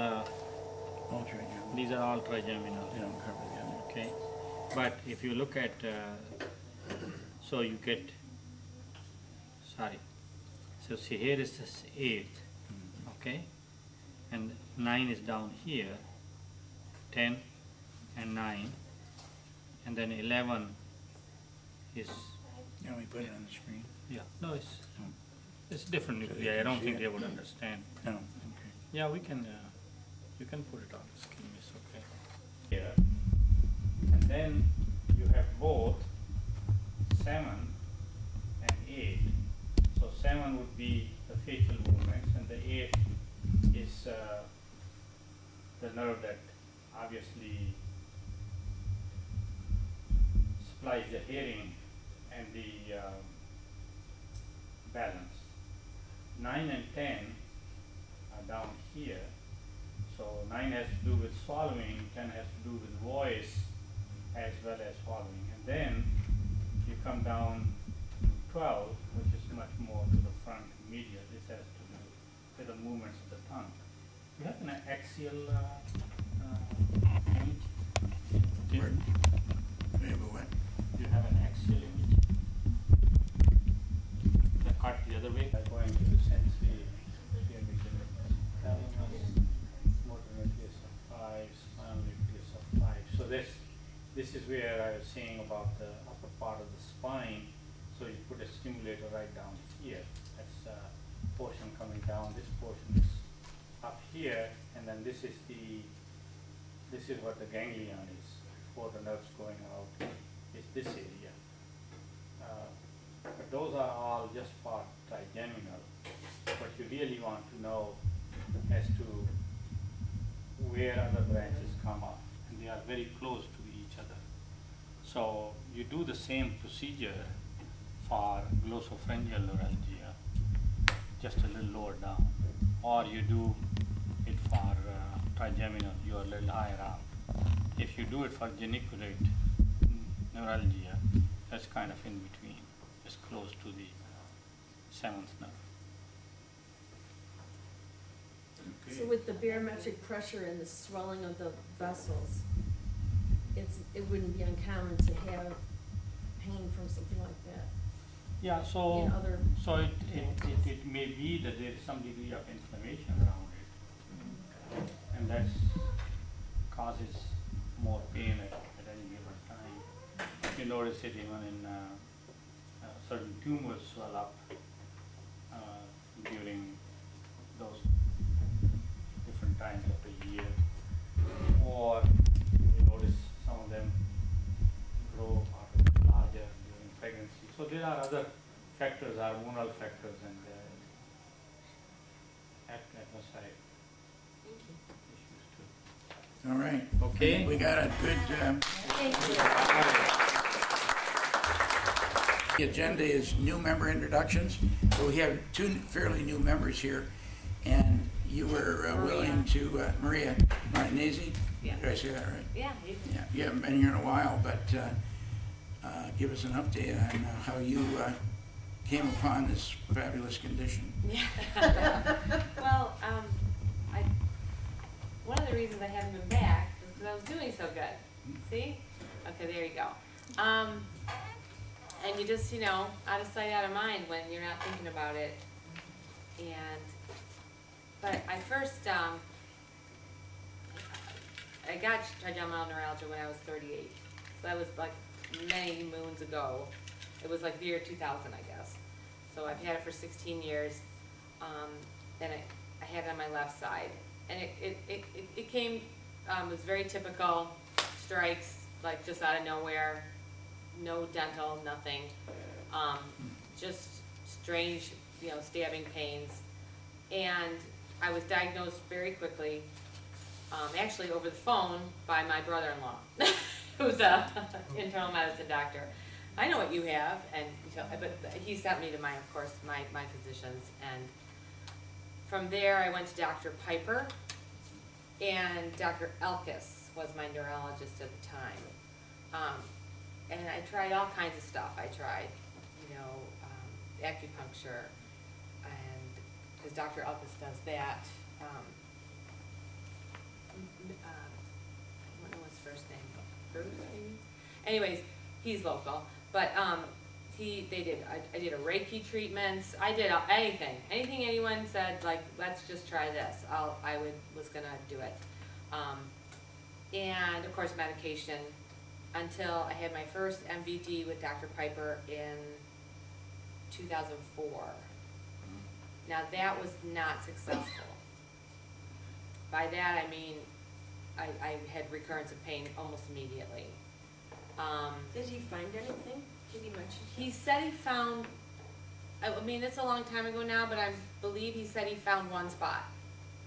Like, I don't know if One blood vessel, you mean? I don't remember if he ever said he traced the nerve down or anything like that. It was very, And that was open, right? Because he didn't do the endoscopic at that point, right? he did not. Okay. No, he, this little screw and the whole, anyways. So then I was back on medication, and that was fine until I saw Dr. Casey came to town, and he was with the DMC at the time.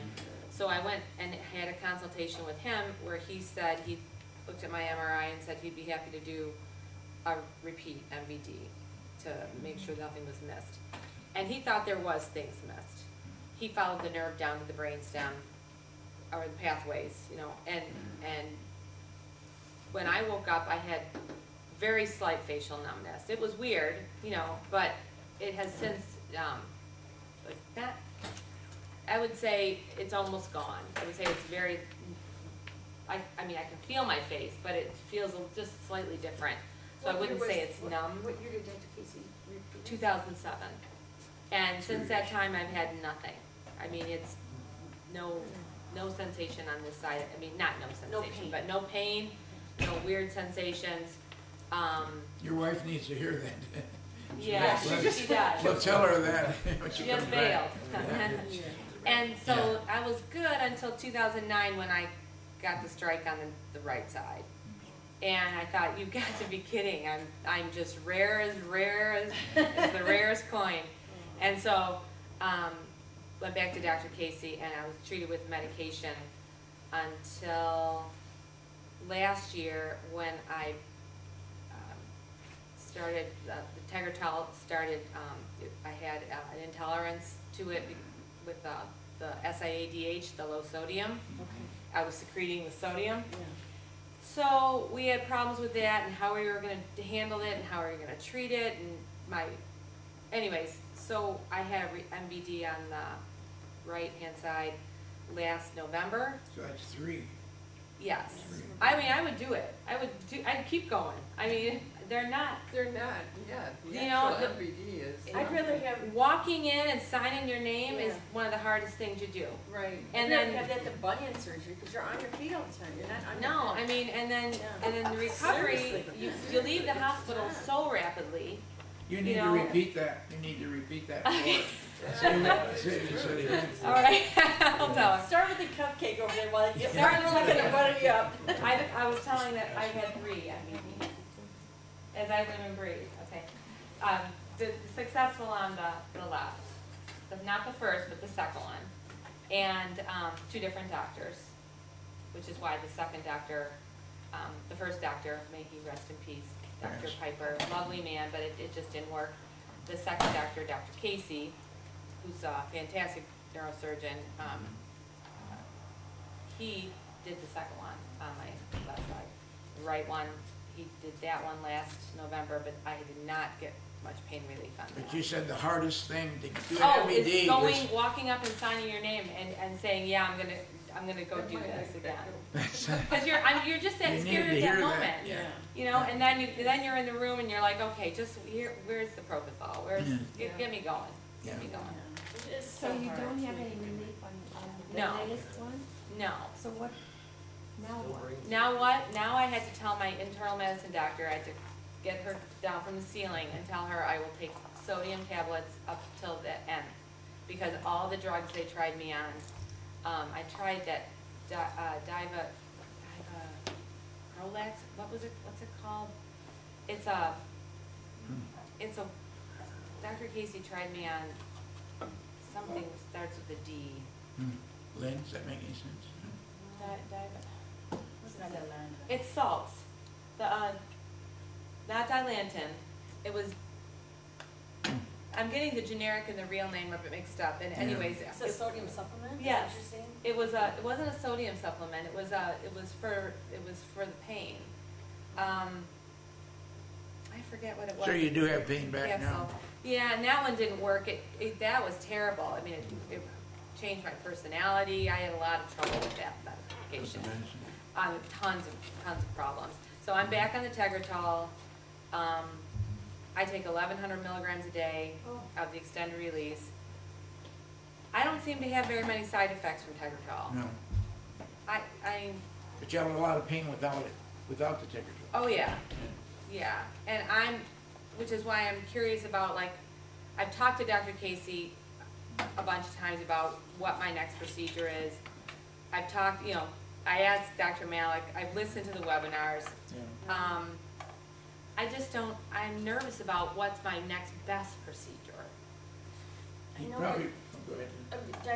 Dr. Malik concurred with what Dr. Piper had told me, that the gamma knife would be what they would suggest. And In Dr. my case, Casey but did, I don't know and what- Dr. Casey did not. He's not against for that. you. He's Yeah, against that. the gamma knife, yeah. He is not for the gamma knife. What Dr. Malik, when you do the not surgery, radio frequency, Radio frequency, he would not? I would think. Well, he that- said he would do that. He Yeah. said first Yeah. the gamma knife and then radio frequency. See, they don't have a gamma knife, just so you know. I get in a dispute with the Oh, doctor Henry. that I love, yeah. Henry. They have A a cyber, different- or No, no? it's not a cyberknife, God, stay away from that. But No, it's, the gamma knife is the most direct per the IRSA, right. International Radiation Association, because the other ones are not as direct and they can hit the brainstem.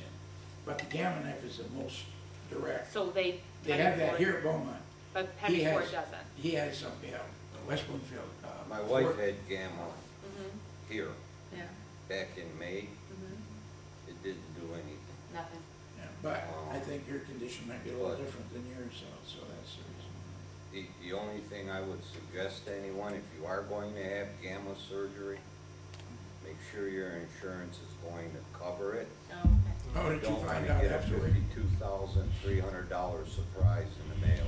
Oh, geez. Did you, Myra? Yeah. Oh, Jesus. So I thought they make sure your pre-approved that. insurance covers it. I thought they pre-approved that all the time.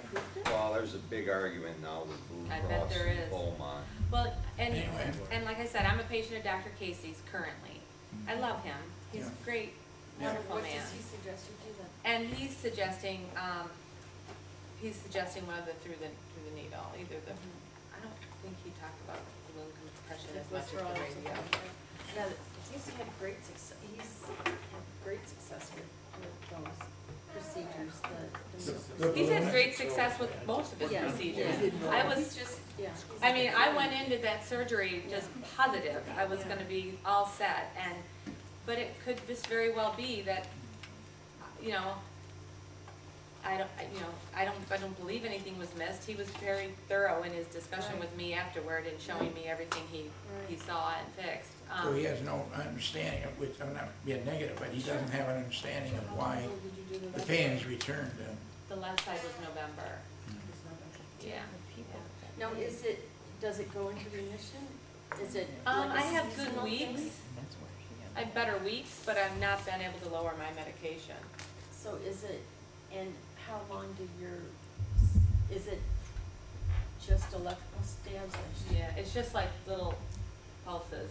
Every once in a while, I'll have where if I touch my face, all of a sudden it goes, and it could be 20 minutes, and it's like a stab and a wave and a stab and a wave and a stab. And a So like a wave. spasm? Yeah. Along with the electrical? Yeah, but it won't quit. Hmm. It won't quit, and I wait and I wait and I wait. Do you No. have any? And I just try to wait those out, but usually I end up taking chewable to try to, Yeah. You're on 1,100 typically? yeah. Is that a lot? Is that a lot for people who take, I've never taken Tegretol. Yeah. 1,200 they say is the, this approved max, but doctors will give you more. Doctors will give you more if you can tolerate it. I was gonna say, do you notice that when your good weeks are, that it's low pressure weeks? Low, it's not raining. Yeah, it's not There you gonna go. rain, it's Yeah. clear. Yeah. Same here. Yeah, because I really watch that, Yeah, and it yeah. really makes a difference. Yeah. It does. Time. Yeah. Barometric pressure changes, yeah. Typical and atypical, yeah. I mean, sometimes it's definitely low pressure is raining, but it can be low pressure without rain too. Yeah. But Yeah. it definitely makes a difference. Yeah, weather for sure. I mean, it can spike and get cold and go back and get warm. It doesn't matter. That spike and got cold. That was it. The change. We Spike. should have all been meteorologists. We I would have know. been Yeah. so accurate. Yeah. Human Let's I go grab on. it, look, and I go, why do I even look? I Yeah. know. Yeah. You know, but I look just to confirm that I'm right, you know. Let's go on to Liz. Liz, you want to introduce yourself? I'm not sure I can say your last name correctly. I'm Liz Conger. I've had trigeminal neuralgia since I was 5. And I was diagnosed when I was 15. At that point, I started trying a myriad of medications and had a lot of problems with side effects. Without success, prior to me being diagnosed, they had just given me a lot of different narcotics. So I, gone like all the painkiller routes and had no help from that, and nobody knew what it was. When they started suggesting that my parents just institutionalize me in a mental institute because they assumed it was just mental illness or something, we just stopped going to doctors and worked it out. But then I need to get my wisdom teeth out, and that's when I found out that I had TN and started seeing a neurologist who then put me on different medications, which, like I said, I had a lot of problems with side effects, and I never really had any positive outcome. I didn't have any help with my pain for a lot of things. Dr. Malik kind of freaked me out because when he said the milligrams that were too high, I took a lot more than that. Oh, me too. Yeah. Like early, like for the right, on the left Yeah. side, I was way Yeah. over those. Yeah. So, yeah. I drove my daughter to her 9th grade school. I drove her to Mercy every day with one hand covering the other, because I had double vision. Oh yeah, That was just typical. Yeah. I worked like that. Yeah, marijuana is nothing compared to all this other Yeah. stuff we've done. It wasn't. I couldn't have got pulled over for it, but Yeah, That's terrible. I feel less guilty now over there. Mary Ellen. I know it's terrible. Okay, Yeah, back so to Liz. Back to Liz. Yeah, so I stopped. I was diagnosed with epilepsy because this all happened when I had a fall when I was 5, and they believed that I got the trigeminal neuralgia from a closed head injury that I sustained from the fall. So when I was diagnosed and went through all the the testings like the MRIs and EKGs and all that, I was told that the nerve was permanently damaged, so there's nothing you can do about it. So I have daily, just throughout the day, it always hurts, but then I have what I call attacks, where all 3 of them will flare up and you'll get like the electrical fire and you get sick, and then it does pop up on the left side too, but only on my cheek. This side is all of them, but this side's just... Had the closed head been proven through MRIs and that? Yes, I have Yeah. other problems like I have balance problems Okay. and hearing problems on this side, and that's why they believe I have the epilepsy. That was confirmed, okay. Yeah, and now I also have vertigo, which they think Okay. is probably from that Yeah. too. Yeah. But I did continue taking medication after I was diagnosed with epilepsy because they all, most of the medications work for both. But I still wasn't having, I was, like, my friends and family joke about those last couple years, because I actually have a really, freakishly good memory that kind of weirds people out, but those couple years I don't remember, and people always tell me weird stuff I did or said, Yeah. and I don't remember that, so I just, I stopped. And then, actually, just to, I do have a job, but always looking for new jobs and things. Like as I told you, I've had a lot of negative experiences from Right. having this. I don't usually. You guys are the first people I've talked Yeah. to about Yeah. it. So Yeah. We're happy yeah, I you kind of just. came. I'm 33 now. Yeah. So. Something you kind of kept in the family. Yeah, I do. Yeah. I did start telling close friends Yeah. and things like that. But like I Yeah. said, when I was younger, it was Yeah, not a good thing Sure. to tell people about. sure. I thought that would change after I got diagnosed, but until recently, I hadn't met a lot of doctors or medical professionals that knew what I was talking about. Right. And because I had such a long history of using narcotics and things, people thought I was like trying to, scam pills Yeah, for people yeah. and things. So. I'm sorry you had such a rough experience. Have you ever seen a neurosurgeon like Dr. Malik? No, never. I've only seen my one neurologist, and like I said, she told me that there's just, nerves don't grow back, so or fix themselves. So that's that. Yeah, there's a lot going on with the Facial Pain Research Foundation. They've got 5 projects going to help recover the myelin sheath on the nerves, et cetera, but they hope to, what Michael Pasternak's goal is in 10 years to have a lot of those things, a lot of answers for trigeminal neuralgia. But something my neurologist originally told me that was my only option, was to cut all of the nerves, but she felt that I was too young to do that. And she said in the future you never know what will happen, and because I was able to learn to manage it at a young age, sometimes I do feel luckier, because I feel bad that you guys woke up having to feel that one day, but I'm pretty good at managing pain now, so I just try to, I don't know, I'm not against medication at all. I think everybody should definitely try that, and I hope that maybe in the future I'll find better medication to use, but I do worry about, my kidneys and my stomach. And opiates didn't help you at all? I had not tried opiates because, once again, my neurologist thought I was too young to start. I thought you said you tried narcotics, no? Yeah. Opiates and narcotics. Oh, I'm sorry, I use that interchangeably. Yeah, I'm sorry. She morphine and things like that. She thought I was too young to start down that path, and because she felt like, because from age 5 to 15, I had been able to manage it. Yeah. What helps you manage the pain? I just a lot of biofeedback, and my father is in the military, so one of his friends was an Army Ranger. So when I was really little, he taught me like pain management for like anti-torture and things Really? like that. Really? Yeah. So I used that. Do you think he'd ever come and speak to us? I don't even know where he is anymore. Oh, He really? stayed in the military, so Really? he could be anywhere. But Yeah. like I've You know, seen Dr. areas that Casey's I've in the read. military too, so Yeah. Right he now. has insight. Yeah, he's gone. He's gone now. Yeah, I'm like mental. I know, he wishes he could retire. Yeah. Casey does? Yeah. You mean from the military? Yes. Oh, But yeah. he has, Yeah, from the military. But he has so many, there's so much about that man. Oh. There's so much about that man. Talk afterward about pain specialists that I've been seeing now that my doctor had left the state. I've been seeing him since the first of the year, Dr. Craig Pepler, and there might be something there that he might be able to help you with if you need it. Who do you see as a neurologist? I used to see Dr. Pollock Simpson. I live in Dearborn Heights, so she's down that Okay. way. But she's the only neurologist I've ever seen. Okay. She's Can from, go ahead. Could they do surgery to remove the part of the area that was damaged from the fall with the epilepsy? They told me that the nerve is flattened, like the whole thing.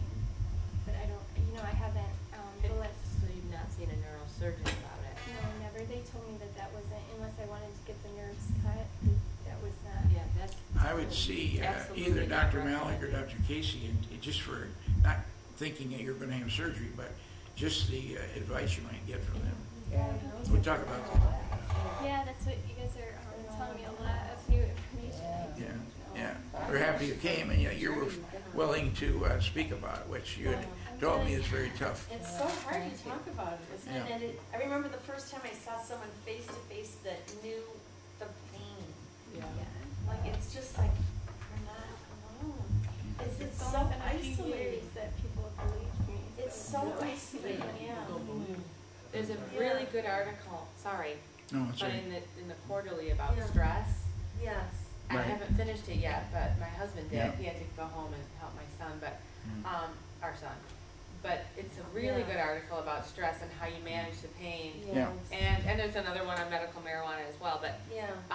Is meditation guided? and I don't know how It's it when you is. print it. Oh, It's it's when you print it. biofeedback, and it's it's about a You don't get gentleman who You're had not just in the started database calling with in. Basically, TNA? his pain had taken away his life, and how he used different things like mind, with his mind, like, I'm getting ways it. to think about, his pain, ways to deal with his pain, ways to live,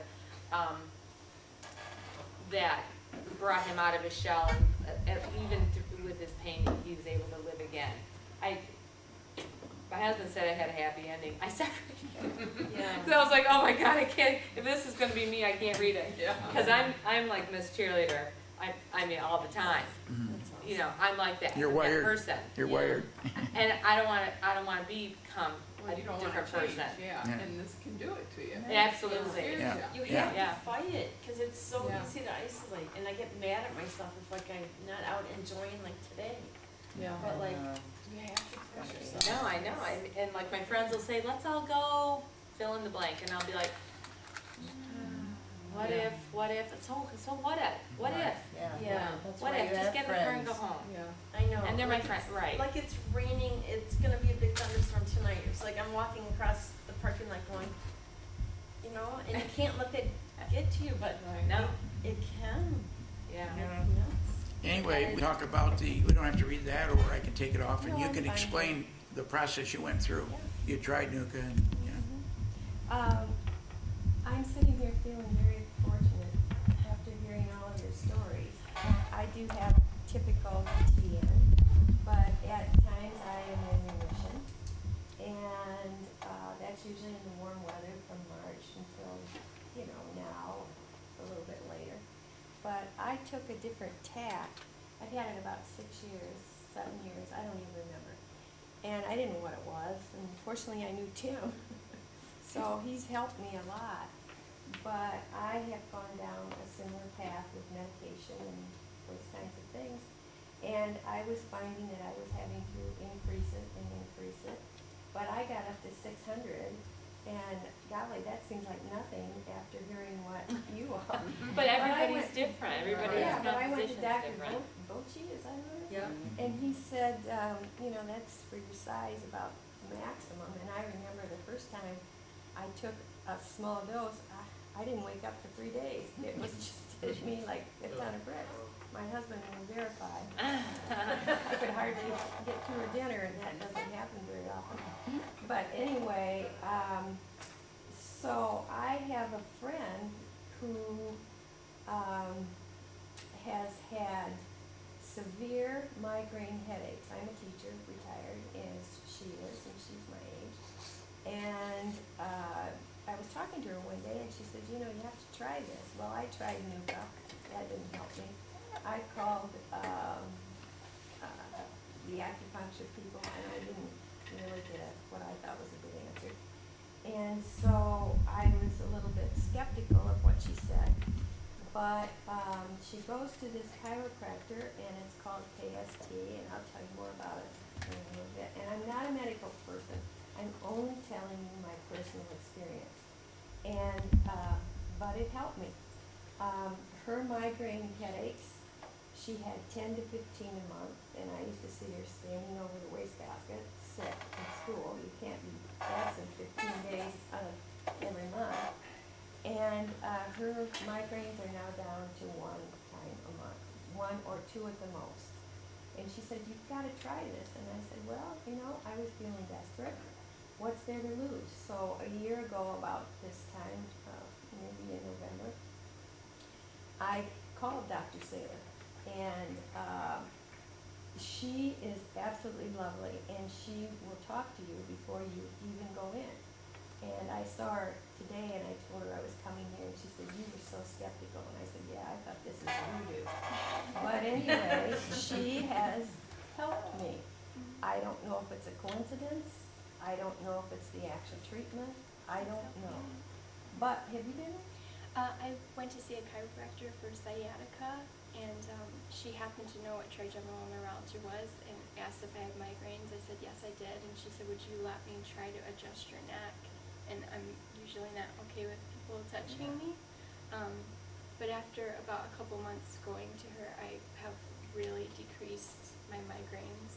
I still have the trigeminal neuralgia, but I notice I don't have as many attacks, and it might be because I'm not having so many migraines and other That's awesome. related. What, do you know what type of procedure it is? Is it NUCA? We refer to NUCA, I forget what that stands for. but- And she just puts Upper me over. cervical.